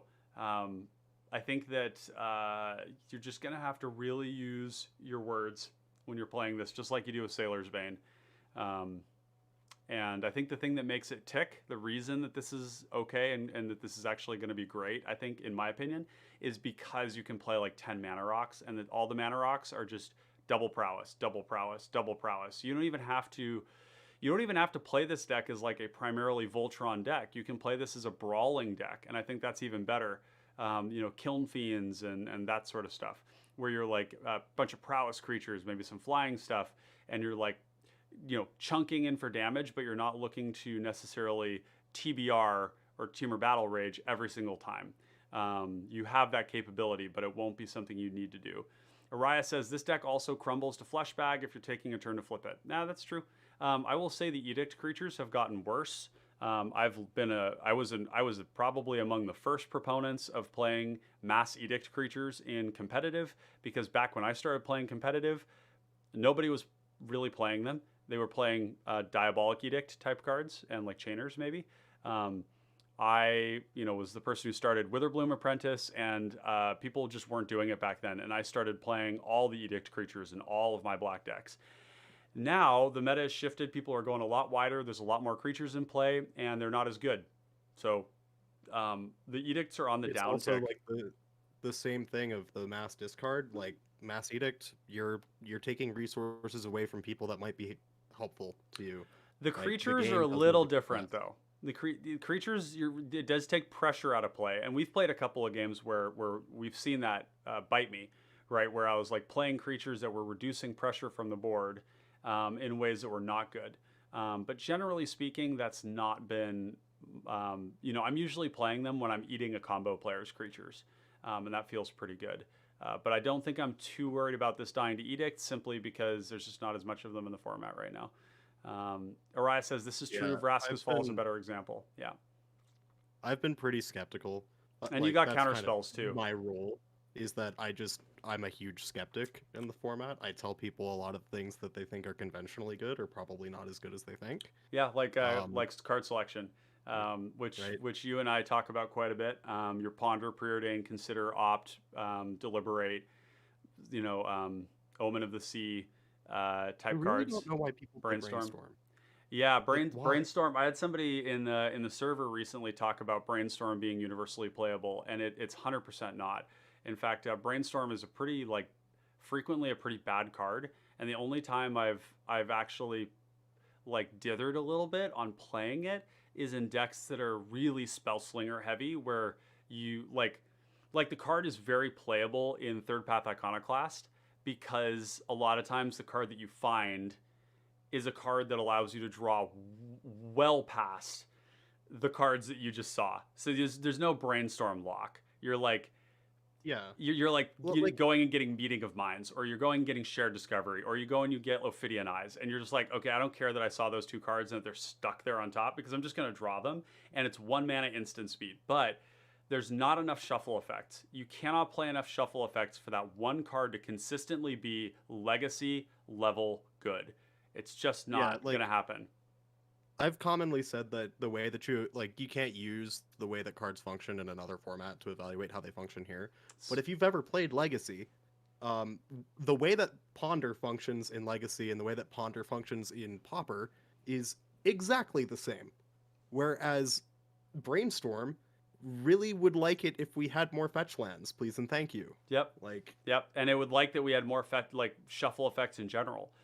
We've gotten a little bit more with the initiative, because the initiative does give us some shuffle effects at 2 stages. But it's just not really enough. Brainstorm is frequently just 1 mana, get a new card off the top 3. In 60 card Pauper and in Legacy, you're working with a 60 card deck where you can play 4 of a card. And the increased consistency of that, and the fact that your deck is smaller, means that looking deep into your deck when you have less cards in it dramatically increases the consistency of it. But we have Ponder, Preordain, Brainstorm, and Portent, and that's really it. There's 4, and it's a 100 card deck, and it's singleton. So it's just they're very hard cards to play. We're drifting a little off topic here, but I think it's worth mentioning and discussing why. You want instant speed shuffles. Yeah, instant speed shuffles, exactly. Which even the new land that we got that gains us a life, the land cycle, that doesn't do that. So anyways, this is going to be great. I already told you all before. Let's see, when on my calendar is this one coming up? That one is going to be on the 24th. I'm going to be doing a build with that one with Praxia Mogamesh, who may or may not be in the chat right now. I don't know, but that's going to be really fun. Followed on the 28th on Friday with Stormclaw Rager. So actually, and I haven't announced this yet, I guess, but I'm kind of doing it in proxy here. I am going to twice a week. So Mondays and Fridays are going to be the streaming days, so you all can get a little bit more CPDH in your life. So yeah. Can we talk about Scrappy Bruiser? I want to talk about Scrappy Bruiser. I like this card. Sure. Tell me about it. All right. So obviously, it's really weird, right? And I'm This going to is get water very while you unique. talk. You're going to take this over for a sec. This is a very strange card. It's very unique, and I'm not exactly sure what to think about it. But when I look at playing a mono red commander, this draws my attention because I haven't spent a lot of time looking at what red ETB effects we can abuse with something like this. Like what are we doing playing this card? But it's unique, and I think there's some potential to try and do something with it. Do I know, like, is it going to be completely competitive on its own? Probably not. But red is very good at being interactive, in terms of like just its instant speed capability to deal with a lot of problems. So there might be some sort of realm where you could find yourself playing just this weird red value deck out of this card. And obviously it's not amazing on its own, right? Like I had to call attention to say this is something that I want to talk about. I like the card. I don't know if it's competitively viable. But yeah, like there's Voldaren Epicure, Goblin Bushwhacker, Pilgrim's Eye, these creatures that either have LTB or ETB effects. Like we don't really get to blink cards in red, and this guy is kind of giving us the opportunity to do it. Is he good at it? No. No, he's not. But he does make things unblockable as well, which can matter. And if you go big, you've got things like Emrakul's Hatcher and these other things to start really powering out, once you start getting that kind of mana generation, much more impressive, bigger cards. Like, there's a 6-mana pirate that when you cast it cascades. Boarding Party, I believe it is. If you can Boarding Party every turn, not only does the Boarding Party have haste and it's attacking as, I believe, an 8/3, you're cascading every turn, so it's also drawing you a card. Is that good? Probably. Is it an entire deck? Probably not. But I've got my eyes on this card, and I plan to at least attempt it. And I think a lot of people might have glossed over it. He's a raccoon too. He is a raccoon. Yeah, he is a raccoon. No, that's an excellent excellent point there. And when you were talking, and I was getting some water here, the first thought was the Monarch. It does come up. You can attack other people other than the Monarch. Give the Monarch the thing, swap it over. It's also giving trample, which is great evasion. So if you can maybe have some ways to get first strike or flying, and repeatedly swing in, it's also a reasonable body. It's like 3/4, big toughness. We can't abuse the initiative with it. Um, the red initiative card has Defender. That's a real shame, isn't it? That sucks. Yeah. That's actually really sad. If you could abuse the initiative, that would be a super strong use of this. But I bet there's what about ETB effects that also grant some sort of like combat buff or some sort of ETB damage effect, like a Viashino Pyromancer type thing, like hit everybody for 2. Using this with like Impact Tremors and Witty Roastmaster, right? Stormcaller. Yeah. Ooh, we got a deck going on. Yeah, Stormcaller would be sweet. I think the message has to be, this is too cute out of 10. But it's really cool. I'm a big fan. I think there's Stormcaller, but there's other stuff too. What's the there's a lot. So type creature mana is what I want to see, because there's a bunch of creatures at common in red color color equals red. We're just gonna do that instead of ID. That ETB and they give you mana if you deal damage. So like for example, where's the one that I was looking for here? Oh my God, Heartlash Cinder. That's really good in this deck. Heartlash Cinder comes into play, +X/+O, where X is the number of red mana symbols so like devotion to red. But then there's also Stadium Benders is one. The one that you're looking for is not here. Oh yeah, it isn't. It's called Famished Forager. Yep. And we need to do this actually because we're looking for red. Yeah, we have like Ardent Electromancer. It's a warrior. Oh, so that actually works. Warrior Wizard. So this is like a cheap creature we can play to get some mana. Um, you could do stuff with not with Avarax, but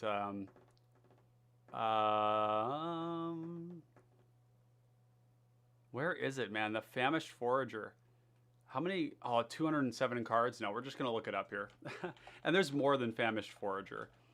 This is just one of them. But yeah, this is great. Like you get in combat, um, you can just replay this for hit replay this for one type thing. So yeah, it seems like an interesting creature. Definitely cool. What was that one? There's a lot of cards that ETB in red that say each opponent or each player Yeah, that deal damage. deal which damage. Collar does. Mm-hmm, Yeah. mm-hmm. So it's a little bit of So weird inevitability for like a group burn strategy, which hasn't often been good. yeah, so I let's do parentheses O player or O opponent. each. Yeah, I've already got each in there. Oh, okay. Oh, and we actually need to do rarity common color equals red. Rarity common color equals red. And actually there might be some colorless options too, so keep that in mind. You get oh, that's kind of cool. Brimstone Vandal. I like that card. Yeah, so if it's neither day or night, it becomes day. Yeah, this would It's probably be fine. it's medium. Like that one's not an ETB. That's true. This one actually works because you have a wizard in the command zone. No, you have a warrior in the command zone. Never mind. That doesn't work. Delirium requires Delirium.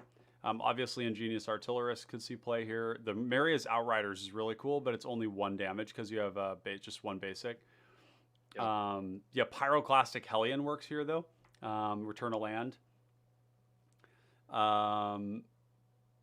We have the Spitting Lagak, but that's ETB for landfall. Stormcaller is where it's at.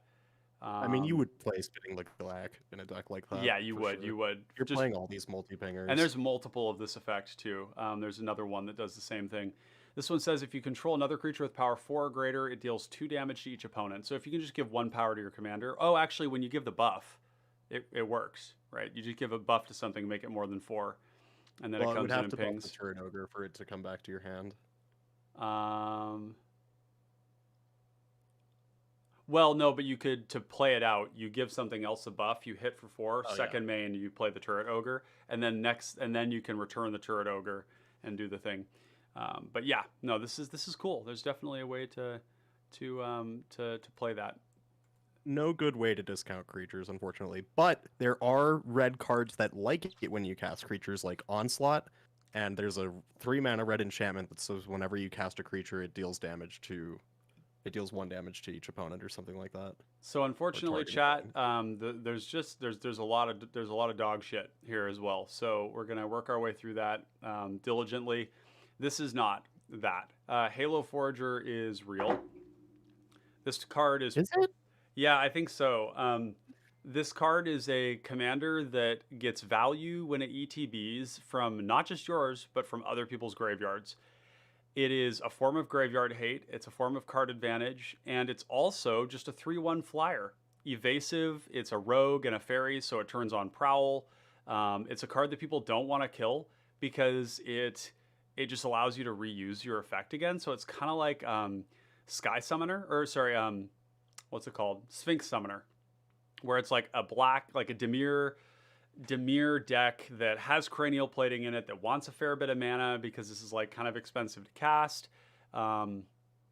So I kind of like this actually. I don't know exactly how I would build it, but let us know in chat if you have thoughts about it. Noyark, how would you approach this? This is Dimir Big Blue Flicker. Yeah.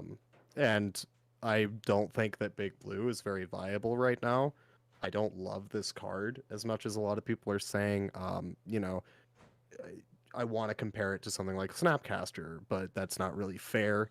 It is sorcery speed, so it's not the worst thing in the world. But it is 3 mana to get the effect, and that can only go up in price. I think this is a playable commander. I don't think you are presenting and you don't have to, but you're not presenting a huge threat out of your command zone by having this. And there's a lot of decks where if you build them right, you shouldn't need to present a threat from your command zone, and you can just have a value piece there. And that's what this is going to do. Like, you need to be playing big, in your face, Gurmag anglers, big hexproof creatures, big mana, and this card will be fine. Yeah, the fact that it doesn't have flash is exactly where the spellcaster mage thing flies out the window. But the fact that it hits your opponent's stuff is really interesting, and I think that you're totally right about it being big blue. I think the fact that it is aggressive enough, but not so aggressive that people are going to be like freaking out about what you're doing. I think that really gives us a lot of credibility, because it's not hyper aggressive or anything, but you are applying pressure in the air in 3-point chunks. I'd probably sooner leave it back to block. Like, go ahead, let me cast this again. That's always an option. Hit me. Right. It's always an option. Yeah. So yeah, we'll have to see where it goes. There's also a really cool bordered art here. I like that. I like that a lot. All right. Are those etched? I looks like it. It looks like it. Yeah. I sure do like etched foils. Mm-hmm. They're pretty cool. Okay. We're getting near the end here. We've got Marshal of Zhalfir. I have to imagine this is decent. I'm sure there's plenty of knights. It is kind of a lightning rod for removal, but I imagine this is like an aggressive deck that has the ability to tap down blockers. Yeah, we did pass green. There's nothing there. I'm sorry, Araya. There's nothing there for you. Nothing that I think is good, but that's a subjective opinion. So maybe you've got something. What do you think, Araya? What you can let me know in the chat here what you think we should look at, and we can take a peek at it. This card, we're just gonna breeze over it because it's just another Lord. I think there's a better version of this that is called Yoshin Tactician, and I like this more because Soldiers is much easier to get this on, and it's on a body that doesn't die to the sweepers. And the reason I like these, and actually Marshall falls into this category too, is that by getting blue, you get Keep Watch, you get Distant Melody, you get some really powerful card advantage that allows you to draw off of all the creatures of a chosen type, that kind of stuff. Being in blue also means that you're able to be aggressive while also having some interaction in your deck, like counter spells to stop sweepers. So yeah, I think it's worth looking into. Down from there, the last one that we're going to look at is Stormclaw Rager. And somebody earlier called me out for saying that if this were to if this were to do this instant speed, this would be the best Rakdos commander in Pauper Commander. And I stand by that. This would be really, really, really stupid if it was instant speed. The fact that it isn't puts a reasonable control on an effect that didn't need to give +1/+1 counters. Okay. Like this didn't need to give +1/+1 counters at all for it to be playable. But it does, and it draws cards. And I just don't see a world where this is bad. I don't know really much else to say. It's cheap. But why not play Garna? Why not play Garna? Because Garna is nowhere near the same. Garna if you have a sacrifice outlet, Garna draws cards, or Garna deal damage. It's a wishful thinking though. Garna never gets to that stage. You cast it, people kill it. You cast it, people counter it. It's a lot of pressure, but it's for an aggro deck. This is not an aggro deck. I think this is a mid-range deck.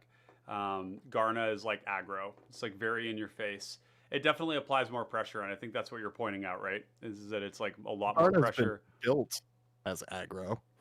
That's for sure. Yeah, I mean, you could maybe do Garna in a different way, I suppose, but I just think Stormclaw Rager having the ability to sacrifice artifacts like treasures and blood tokens at this cheap cost that also adds counters on it means it's very similar to Ravenous Squirrel.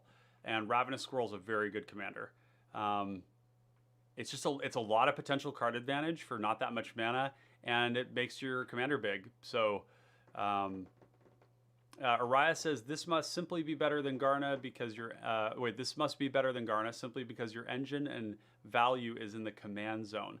So I don't know if I would necessarily agree with that. And the reason being is that putting all your eggs in the command zone, and both of them really are that way. Both suffer from, and I say suffer from, having everything in the command zone. And what I mean by that is like this format is full of efficient answers. And when somebody's commander comes down and it does a lot, people are going to be considering to kill or stop what you're doing. So having a deck where your commander actually isn't the whole deck and the deck just plays good magic and you're commander agnostic is a good thing. And I think that's where I see Stormclaw Rager. I would build this as almost identical to Mayhem Devil. Tons of blood and treasure making things that are like getting you advantage on resources, good Rakdos draw, good edicts, good sweepers, you know, just good everything. And then you just eat stuff and fill up your hand. I don't know. What do you think, Noyark?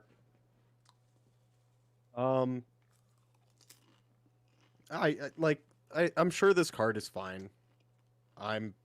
There's a lot of things that I'm gonna play before it. I think you're off your rocker. This shit's nuts, dude. It's just like I really my play style is not gonna. The card might be fine, but I'm not gonna play it. I think I'm seeing it through the lens of like every Rakdos deck I've ever played, which is a lot, and I look at it and my mouth just waters. Like I moisten when I see this, and yeah. It just has a lot of text on it. Like the fact that it like I think this would still be playable even if it didn't put counters on the Rager. Yeah, the counters going on it is nice. That's actually the one thing that I like about it. But like yeah. You don't need this to help you draw cards in Rakdos. That's true. You really don't. There's lots of good sources of card advantage. Yeah. And Austin says you can do a more powerful thing in the command zone, I think. Austin says, would you glance over my list and tell me what you think, or would that take too long? Austin, if you want to do a super chat, we can definitely take a look at the list, and I'm happy to do that for you. Unfortunately, you can't link in there, so send it to me over Discord. If you do end up doing a super chat, you can send it to me over Discord, and let me know if you do it over Discord so that I can look and just make sure, because my Discord notifications aren't loud right now for some reason. But yeah, otherwise the links are locked in chat. Unfortunately, I wish people could post links, but they can't. So Araya says you can build this like Grixis Affinity from Pauper without the blue. Yeah, totally. And Jake says I love the value from draw plus the counters. Yeah, I love it. I even worry that the counters are like increasing the threat level of the card, but I think it's fine. You're like playing treasures. You've got, you're going to be hitting your land drops. I think you're rarely going to get priced out of the Rager. It's a little bit different from Mayhem Devil in that you run it out like probably fairly quick, and it's rapidly going to get out of the range of sweepers, which is cool too. One mana sack a thing, draw a card is mega value. I agree, for sure, in the right context. And plus we're red-black, so we've got all these ways to pressure people outside of combat with like Fleshbag Marauder and all the, Reckless Fireweaver, Ingenious Artillerist, Witty Roastmaster, Impact Tremors type effect. All that stuff is very much playing well alongside this. So, I got hungry, chat. I had to make some popcorn here while Noyark was talking. And I think with that, there's nothing else that that I was going to review. I think somebody had mentioned that there was green stuff they wanted to look at. I don't see anything here that I like. This one here is maybe like an interesting infect deck. Man, that's a lot of mana though. It's a lot of mana to be doing infect stuff. I mean, Making we've got Scornblade Berserker, which is a very similar card to Stormclaw Rager. It doesn't have all the same text, but it comes down a lot faster. What's it's it a called? lot cheaper. What's it called? Scorn-Blade Berserker. Oh, this is the 1 mana one. Yeah, this is Like- nowhere near that. This is nowhere near that. If I'm gonna be playing that card in the command zone, I'm playing it for the 1 mana sacrifice a creature, sacrifice a thing, draw a card.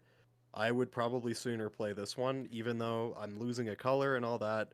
This is a much more efficient way to do what that deck wants to do, and it's more resilient to removal because it's going to be cheaper. And look, chat. I like this one drawing cards a lot more than the other one. Look, chat. You should. This is a good reminder. You should always do what makes you happy. Okay. And this card makes me sad. The Scornblade Berserker, I think, yeah, you can only do it to like one thing and this thing. So your command zone is basically like 2 mana, draw 2, which isn't bad. And you can always like, what's the Undying Evil or something, to like reuse it again, maybe.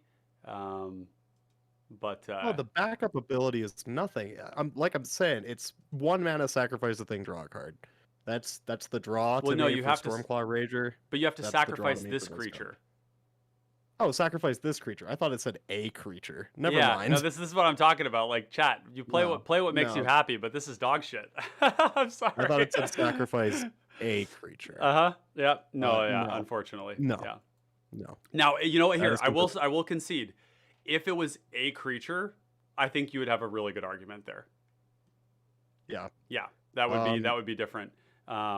Yeah, Araya says, "Oh my god, if it said that, it would be broken." And then Jake says, "This is awful, lol." Yeah, no, Chat's so I misread the confused. card. I did. Mm-hmm. I've heard some people talk about playing this Sun-Blessed Guardian or Furnace-Blessed Conqueror. Where? It's not on your screen. I've got all of the uncommons up on mine as well. It's a white creature that has it's got the transform ability, so it's Boros. Oh, yeah, up at the top. Yep, and it makes copies. Yep. This thing, I've good heard luck. people talk about it. I do want to say there are people who want to play this, and to that, 5 mana. Good luck. 5 mana transform is rough. Oh, man, you imagine the first time this thing dies, you activate it, and on the stack somebody kills it, and you just spent 7 mana. And then the next time you cast it, it's 9. 9 mana. It should have been an instant. Some of these just needed to be. Yeah. Yeah, it shouldn't be 5 in a Phyrexian to do that. It should be like 3. Maybe like 2 in a Phyrexian or something. Because it's cool. It's a powerful effect. Create a tapped and attacking token. That's pretty sweet. But yeah, we're not excited about that. I see. Austin has joined the Discord. What's the best channel to send my link? Well, Austin, thank you very much, and we will totally look over that list for you right now. And you get Noyark and I, which is great. So I would like you to just post, if you go up to the Discord and you look up in the right, you'll see Pauper as one of the server owners, and you can just DM it directly to me, and we'll pull it up. So yeah, thank you. Appreciate it. I'm over on the right too. You should send it to me just so I can have it up on my screen as well. That's right. That's under Noyark. Yep. Ryan's going to be drawn to some cards. I'm going to be drawn to other cards. And that's why we got both of us here. So I need it up on my own screen. We got a moment here while the deck is coming in. How's everybody doing? Let me know. Let me know how you're feeling over there. How stoked you are for Pauper, or any of you going to our little PDH con, our Pauper Commander con out in Michigan in June. Is anybody going there?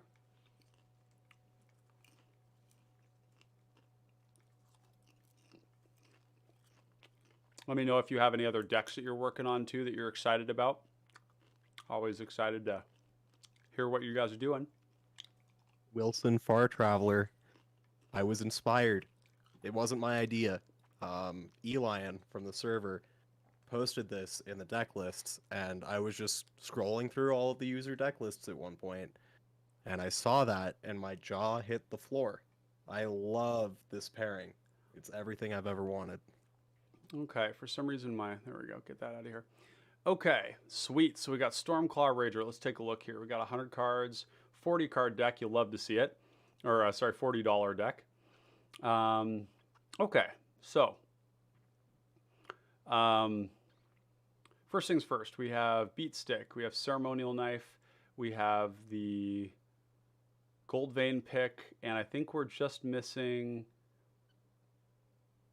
the Prying Blade. So I'm not sure. You can let me know, Araya, if you wanted to be playing the Prying Blade as well. Maybe that's one that you just missed. But if not, I totally understand that too. Araya says, by the way, I tried to play your Real Surrealist, and I must be doing something wrong because I was getting bodied so often.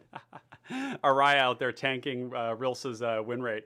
Austin says, I added the Village Rites effects in while the stream was happening. Awesome. Cool, cool. And Araya says, where are the eggs? Araya,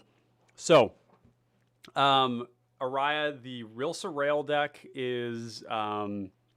yeah, tell me a little bit about what you were struggling with, and I'm going to work with Austin here really quick. So write out a message with what you think was going wrong or what you were having tough time with, because Real Surreal has been an amazing list for me. I've got a question for Praxia Austin. Mogamesh. Yeah, what do you got? Where's Dig Up the Body? Oh, good point. Yeah, and actually Unseal the Necropolis too. Is that in there? Yeah, I mean, the Dig Up the Body has the sacrifice thing on it, which is pretty good, but both of them, especially, you've got things like Grey Merchant and Crypt Rats in here that you want to pick up, Fleshbag Marauder, Bone Picker, all of these great ETBs that, oh man, sometimes your commander isn't in play and you want to be able to reuse things. Yep. I'm telling you guys, you got to play these return things from your graveyard to your hand stuff. I think Noiric's really onto something here. By using like graveyard hate on you for it, it's like, well, sure. Yep. Was that the best use of your time? Yep. Right. So the first thoughts I have here, just looking at the deck, Austin, is I really like 35 lands here. I think you've got a lot of really great staples. What I want to point you towards, just as a broad starting point, is I want you to look at my Mayhem Devil deck. And I'm going to bring that up for you because Mayhem Devil is going to give you a lot of guidance on the sort of like cards you want to be playing. I also noticed you didn't have the Prying Blade. There might be a reason for that. Let's see. How do I put a... Let's see. I think I should be able to post links, right? I own this. This is my place. Let's see. There we go. Yeah. Okay, that's the link there to Mayhem Devil. I wonder if I can post links. You are a mod, so yes. Confirm indeed that you are a mod. I think you are. Yeah, you should be able to. Okay, so the first thing I'm noticing here, and I saw somebody mention, where are all the eggs? And you know what? I wouldn't play them. I think that there are certain places where you could do that, but I would almost prefer to just see, like, as you've got here, you've got a lot of just like, it almost looks like you've looked at my Mayhem Devil deck because there's a lot of good stuff here. But I would play more Mana Rocks. That's the first thing. You have 1, 2, 3 Mana Rocks. And I want to see a lot more than that. That would be my first thing to say here. You've got some good repeatable ways to produce treasure tokens like Hoarding Ogre. You could also consider cards like a Zentarim Bandit, which we can find here. So actually, let's go. We're going to duplicate this, and we'll work through this together. Yeah, there's also... where's that Basilica Screecher? Yeah, this is one thing you'll find is that Rakdos is full of good cards, but you need life gain. So Basilica Screecher, you could even consider playing... Syndicate Enforcer. If you're killing a lot of Creeping Bloodsucker. Creeping Bloodsucker's good. No, I don't really like the card personally. It hasn't played well for me, but other people are having different experiences with it, so I'll let that be as it may. So we're going to add these I cards mean, to if the I play a sideboard. creeping bloodsucker on 2, and somebody wants to use their removal on it, fantastic. Like, good for Mm, me. hmm Fair enough. Um, That is not a card that you should be too worried about removing unless it is doing something else with its ability to deal damage, right? yeah. I think Basilica Screecher is perhaps one of the most staple black spells in the format right now. It essentially has haste, and it does a lot of damage. If you play it out in one turn, if you play it out mid game, and you follow it up with another spell and you extort, it hit for 3 the moment it came down. And if it hits for any more, it's way above the Philosophy of Fire level of like damage, without even considering the fact that it gained you like 6 to 15 life. Like in a format where like combat damage is really important, and where your black spells, some of them are going to lose you life. Um, so I would say those two are good to consider. I would potentially cut like your Chromatic Star type effects. I don't really love those. Ichor Wellspring is a lot of card draw in this deck, so I would keep that. I like the Mycosynth Wellspring quite a bit too, because you're getting two ETB and an LTB off of that. Your creature suite is looking really good, so I definitely want to applaud you for that. It looks really solid. Um, Body Dropper, whenever you sack another creature. So what's interesting here is that Body Dropper is not going to be as good, I'm going to suspect, as you want it to be, because you're actually not sacking creatures that much. The way that I've done Mayhem Devil is, which really is very similar to this, because you want to have like fodder in play, but for a different reason. You want to ping things, where in this you want to draw cards. Which actually means that like food tokens are decent here too. They're actually really good. But basically you're going higher creature quality and lower count, and you're focusing on things that repeatedly create tokens that you can sacrifice. And Body Dropper, you're not going to have creatures that you want to sacrifice. There's just a lot of like, do you really want to sacrifice your Vicious Battle Rager? Do you want to sacrifice your Bard? Do you want to sacrifice your Hoarding Ogre, your Exquisite Huntmaster, your Gary? I mean, maybe, but like commonly not. So I would say Body Dropper should go. And Body Dropper shouldn't be in the deck for the same reason the Mortician Beetle shouldn't be in the deck. And Gixian Infiltrator. Those cards are good if you focus on creatures, but like you don't have Mog War Marshal or Hordling Outburst, and you shouldn't have them in this. I mean, maybe there's another build, but I like Voldaren Epicure. Impulsive Pilfer is absolutely insane in this deck. It's so good because you just like have all these things attack and then you start sacking them. Araya was mentioning Arms of Hadar and Suffocating Fumes. I don't think Suffocating Fumes makes the cut, but Arms of Hadar definitely does. Arms of Hadar is very strong, especially right now. Arms of Hadar basically ends the game or very much slows the game down for the gut player, because there's no way for the gut player to stop this unless they have an Opal Palace in play. So if they can make their commander bigger, then this doesn't work. But that's generally not what they do. Protection doesn't help this. Indestructible doesn't help this. Arms of Hadar gives -2/-2. Their commander dies. The inspiring leader goes away, and then all their tokens die. So Arms of Hadar is very good, and it's targeted. So yeah, let me catch up on some of these questions here. Austin said I added all 3 of those suggestions to the considering section, adding them as you suggest. I had Creeping Bloodsucker instead of Screecher, but maybe I want both. Bloodsucker has done work for me. Good. Bloodsucker also does apply pressure, which is cool. I have Battle Rage, Uncaged Fury, and T-Crown as Voltron elements. Ooh, I don't think I like Voltron in this at all. I think you can play a very reasonable game of Magic without playing stuff like Uncaged Fury.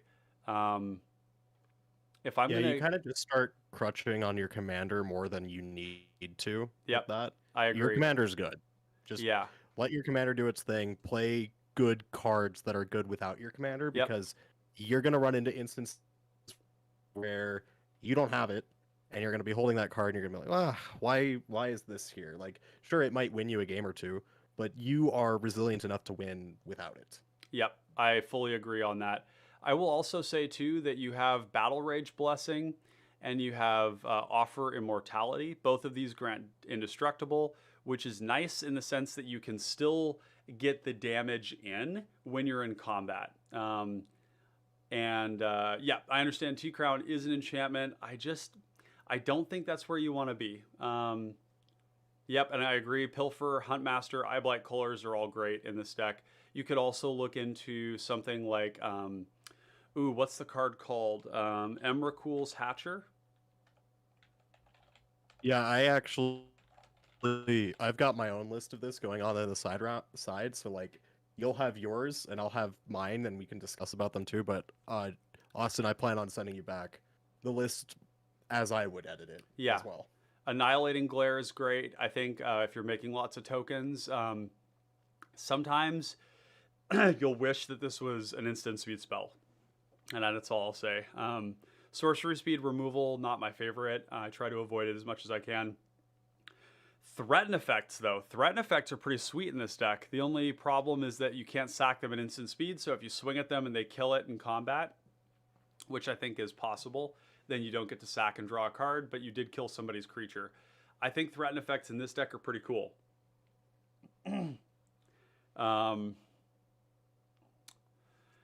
Okay, so what else do we have here? I would say, so the Battle Rage Blessing and the Offer Immortality, I think could be better cards. So the card that I like better than those is Professor's Warning.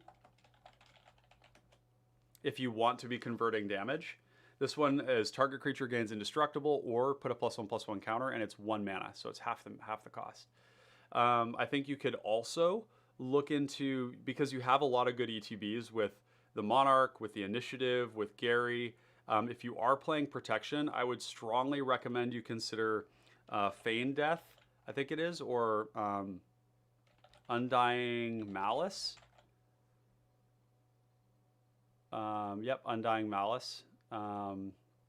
Which is the 1 mana returns with a +1/+1 counter. Generally speaking, the Offer Immortality and the Battle Rage Blessing belong in a deck where you're using the Death Touch. So I'm going to say we should cut these. I want to mention too that like most of this I really like. I think this is pretty sweet. I had Professor's Warning in the deck, but removed it because it was just Indestructible with no other effect. I also had Feign Death and Malice, but removed them because it loses it to the +1/+1 counters. Yep, so I see what you're saying. You're saying you value more that the creature stays in than you do any sort of ETB because your commander doesn't have an ETB on it. So I think that's reasonable. I think that the Death Touch is essentially meaningless. So I think you should go for the more efficient thing and just play the Professor's Warning. That's a pretty easy one. And I think that Undying Malice, Undying Malice is still just a really good card in here because of all your other stuff. Because if you think about what Undying Malice and some of these other effects do, is that if you like play a Chain Devil, sacrifice something else, go Undying Malice on it, sack it again, like you can kind of like wipe the board of stuff with that kind of an effect. So you could consider it. Vraska's Fall is cool. And you've got Pestilence. Is Crypt Rats in here? Yep. I don't see, oh, there it is. Yep, Crypt Rats, good. Belligerent Guest, great. Is there Cranial Plating in here too? Yep. Yep, good. I think the main thing you've got Bladed Battle Fan as well, which I think is cool. I think that's a good card in this deck. Yeah. What else? Okay, and we've got lands here that sack, lots of those. We've got the Witch's Cottage, Mortuary Mire, we've got the Bajuka Bog, Ash Barrens. I wonder if this is a deck that also wants, and you've got Opal Palace and Study Hall. I wonder if this is a deck that also wants Expedition Map for finding Opal Palace. You could consider Expedition Map.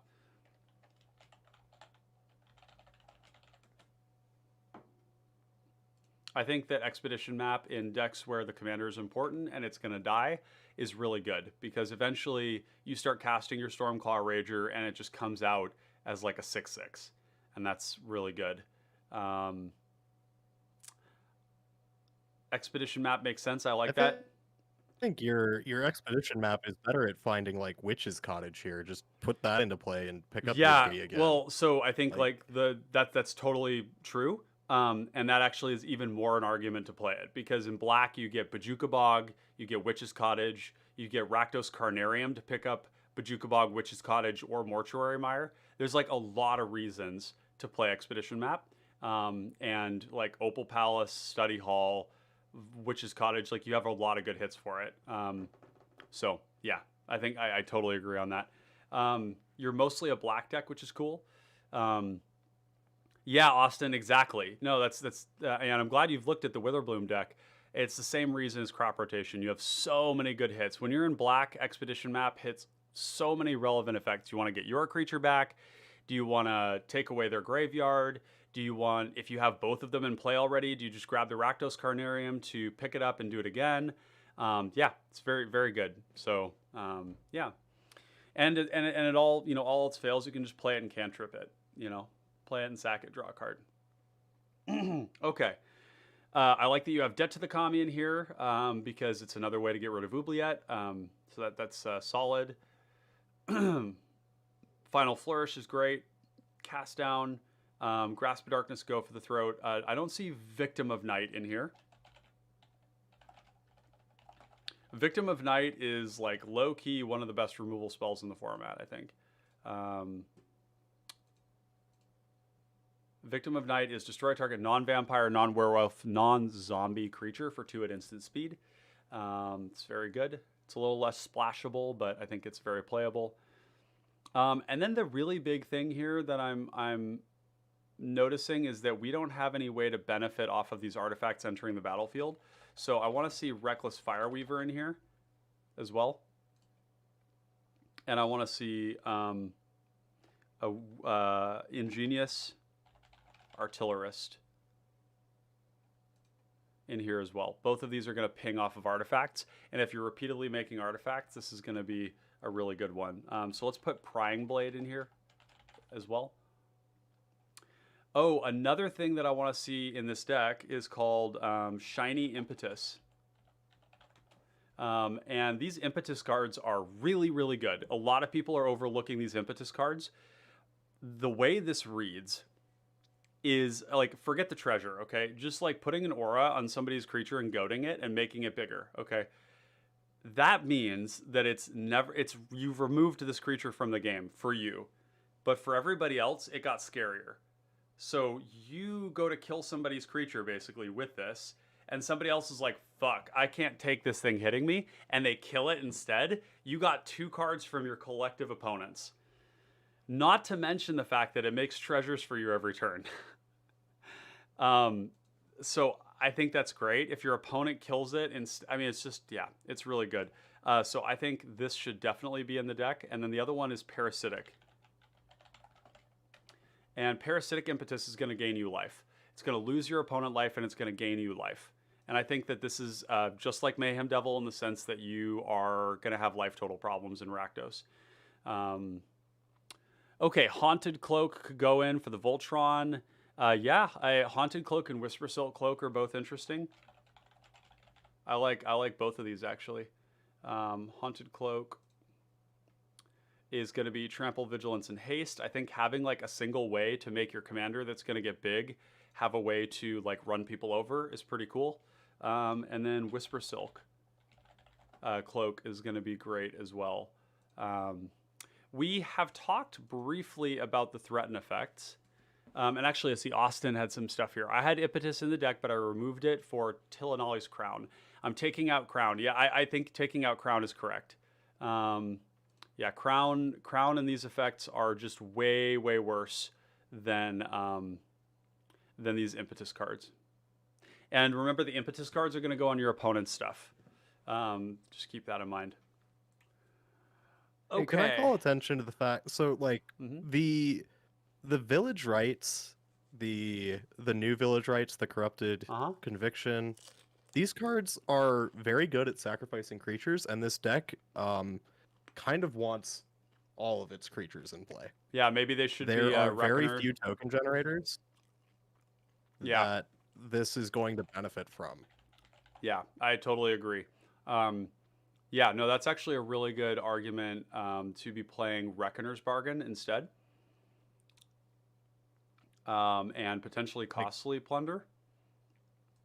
they're nice at 1 mana for sure, but you are so much better at sacrificing artifacts than you are at sacrificing creatures, Yeah, and you're drawing so many cards and playing the game for such a long time that um, the only time that I would want to use that is if I am running those things that rebuy a creature from the graveyard. I want to get my Grey Merchant of Asphodel dead, which the commander already does, and put it back in my hand. yeah, yeah. Um, you're going to have some hard cuts to make. Rakdos is full of good cards, and it's difficult to pick a lane. But I think where we're going to leave this here is I'm going to send you this link here. And then Noyark, would you send them the link as well for what you've got? And you can, we've already talked about all the Yeah, cards in I'm mine still here. I'm And still wrapping up a few things. okay, cool. The other thing that I'd love to see you explore, Austin, is the threaten.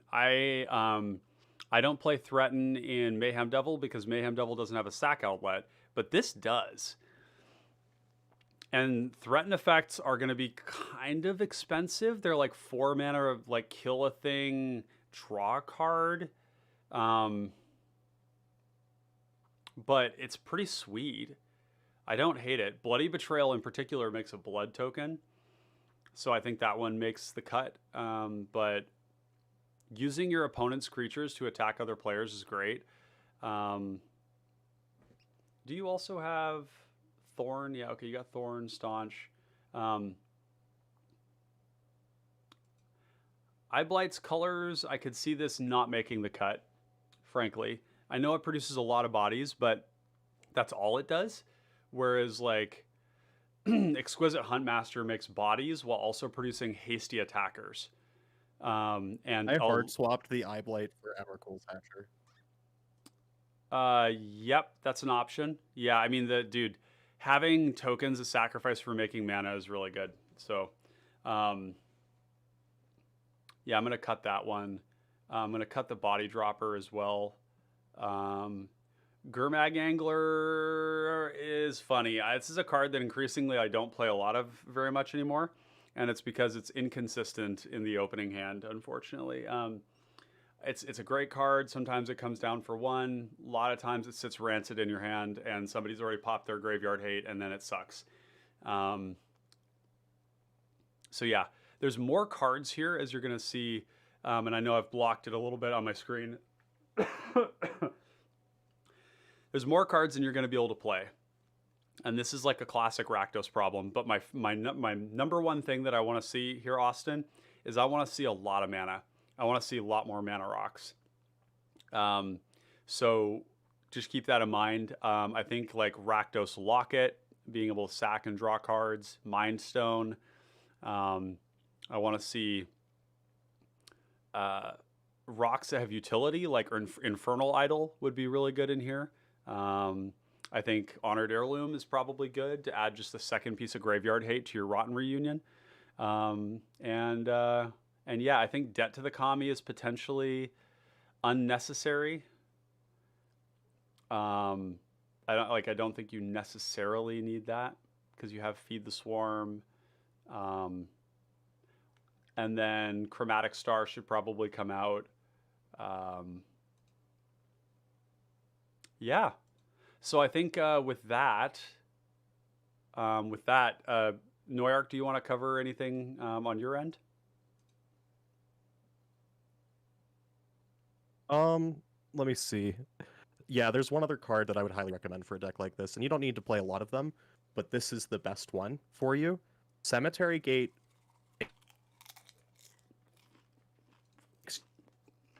Your past. So, like, when Ryan was talking about Gurmag Angler can get stuck in your opening hand, sure, Cemetery Gate is not as strong of a threat, but this card is going to sit there and block everything. Nobody in their right mind should be trying to spend removal on this thing. And if they are like they're really grasping, right? And it's going to sit there, and eventually when you find Pestilence, then it suddenly becomes something that has to get killed because you now control the game without any need health. Yeah, no, your voice cut out there a little bit. There was some connection issues, but just to go over what you were saying, Cemetery Gate is a pretty cool card. And for those of you who don't know, this is a 3-mana 0/5 wall with protection from black. And what this means is that when you have Pestilence in play, Pestilence stays in play. And it's an amazing lock piece. It's also a great way to dissuade interaction. It's a 0/5, so it doesn't die to red removal for the most part, and it doesn't die to black removal. So pretty powerful card. Definitely worth like considering for your deck. There may not be room for it here just based on the tightness of the slots in like Rakdos artifact based stuff. But yeah. Anything else, Noyark? No, I'm ready to send the Cool. list that I made back. Yeah, let's do it. And then we're gonna be, I think, wrapping things up here pretty soon. So let me get this over to. There is. Oh, let's see. Accept DM. There we go. Okay, cool. This is the build that I'm sending back to you. Yeah. I think the big thing we want to know is, was that worth the $5? Do you feel like we helped? That's a great question. Yeah, let us know, Austin, if that felt like that was worth the time and money, and if we answered your questions thoroughly. And let us know if you have any other questions that you want answered before we wrap things up.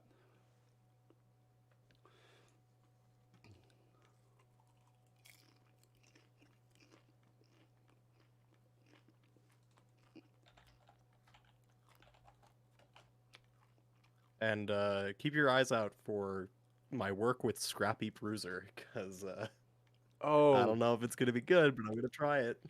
I just realized, dude, Gixian Infiltrator says whenever you sack a permanent.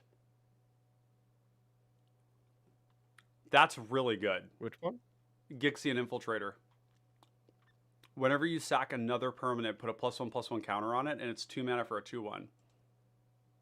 So if you go like treasure, treasure, treasure, treasure, this shit just gets absolutely huge.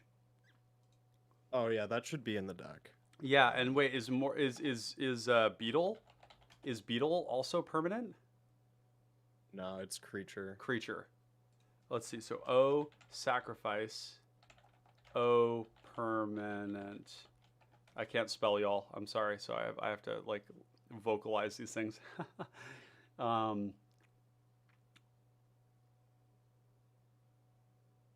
Yeah, so I think we got it all. Oh, Unstable Obelisk probably wants to be in this deck too. Awesome. So Austin says, thank you so much for the suggestions. I'll make the updates, and maybe we'll have another list for you down the line. Definitely worth it. Wonderful. I'm glad to hear that. And I'll keep an eye out for your list, Papa. Fantastic. I just sent it over Discord. And actually, wait a second. Does this have the Ren's Resolve and the Reckless Impulse in it? Oh man, do you really need more card draw? No, but I think that but you know why you play those is you play them over Read the Bones and something like that. That's the last thing I'll mention here. I think that you do want to consider these cards. I'm gonna just put it in the sideboard. I think the deck is slow enough to care about not having to play the cards right away. I think the deck wants to have the option to make decisions, and anything that you're running that is going to lessen that is probably speeding your deck up to the point where you've got like conflicting objectives. Yeah, that could be the case. Yep. Oh yeah, Tillinolly's Crown, getting that out of here. Sticky Fingers we got. Corrupted Conviction. We probably just do Village Rites, I think, is probably where it's going to end up. And you might not play any protection at all. I mean, to be honest, like I think I play maybe one protection spell in Mayhem Devil, but it's only because it grants Death Touch. So it's both. And Arya, we do have Reckless Fireweaver. Austin said, I meant your deck building video when you do a deck building session of your own. Ah, exactly. Yeah, well, and this is kind of cool because it's get to get a taste of what you had in mind when you were doing Stormclaw, and we'll see how the cookie crumbles with this Stormclaw Rager. So, all right. Well, with Ryan, that, I got an offer. yeah, what's that? Remember how I had you Photoshop an image for me Mm-hmm. because I was going to make a joke presentation? Mm-hmm. Do you want to show that on? We could show this on the stream as a little closer of my joke presentation of Taco Bell being the coolest place Oh my in my God, what am town. I about to show people? Am I about to Um, poison my stream with something I'm gonna get demonetized for?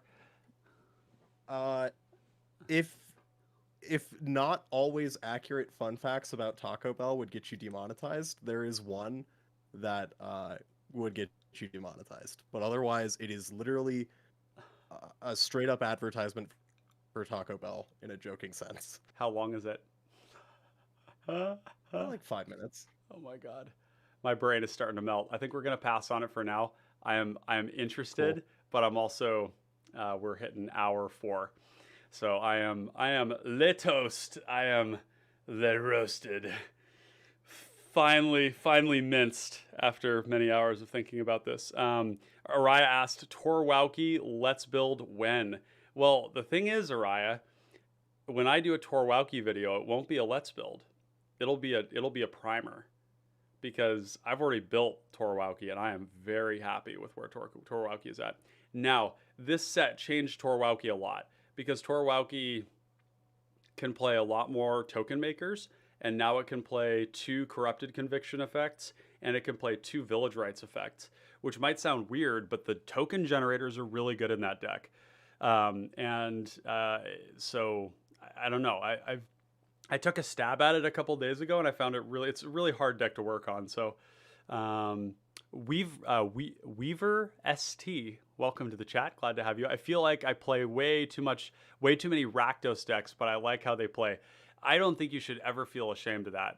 You play as much Rakdos as you want. Rakdos is like my favorite color combination, other than mono black. That's not a color I combination. play black with my black, is what I do. That's a color combination. So I love Rakdos. But yeah, Araya, that's a thing that we could do at some point. And I believe I have my Torwauki listed as public. But yeah, no, it's a good one. So well, with that, if we have nothing else to cover here, I just want to thank each and every one of you who's hung out today with myself and later on with Noyark and enjoyed the live stream. And it was a pleasure having you all here. It was super engaging. Everybody was a nice flux of people throughout the course of the stream. We had a drop off at one point, and then folks came back, which was great. There's a little stream drop off, I mean. But yeah, it was a pleasure having you all here. And Noyark, I appreciate you saying something, voicing yourself in chat, and that we could get you slotted in here for this Let's Build, or for this set release. So Yeah, I saw it open and I was like, hey, wait a minute. I was gonna do that with you. yeah, I have time to do that with you. that's perfect. Let's do it. It's perfect. Yeah. So with that, just a couple of housekeeping things. If you enjoyed the video and you haven't already, make sure to leave a like. If you want to have any feedback, you can send it to me on Discord, or you can leave it in the video as a comment. Make sure to hit the subscribe button so that you can see more of this content. The bell icon will let you know when we post things or go live at odd times, which is a great way to do it. The other thing is, if you do want to support the content further and you feel like you're getting a lot of value out of this, go to patreon.com/commonconnoisseurs, and you can find our Patreon with all the different levels of contribution right here. And we have anything from $2 a month all the way up to whaling it out at $50 a month. But at $10 a month, this is a really great high value way to get a lot of stuff. This interface that you see here, these are things that you actually get. The interfaces that I make custom are very expensive if you want to buy them yourself. And if you want to do your own streaming, one of the goals that Clay and I have is to support people in becoming content creators themselves for Pauper Commander.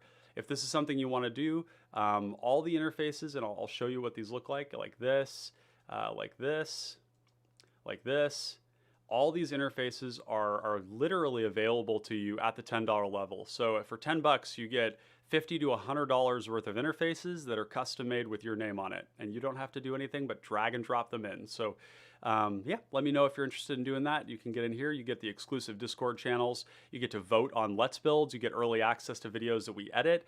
And you also get access to this really cool part of the Discord where I talk about how to just become a better human being. Not because I know, but because I get to listen and read a lot of stuff. Noyark just posted a section in the Human Advancement all about meditation and intentionality, which was really great. So, yeah, so check that out.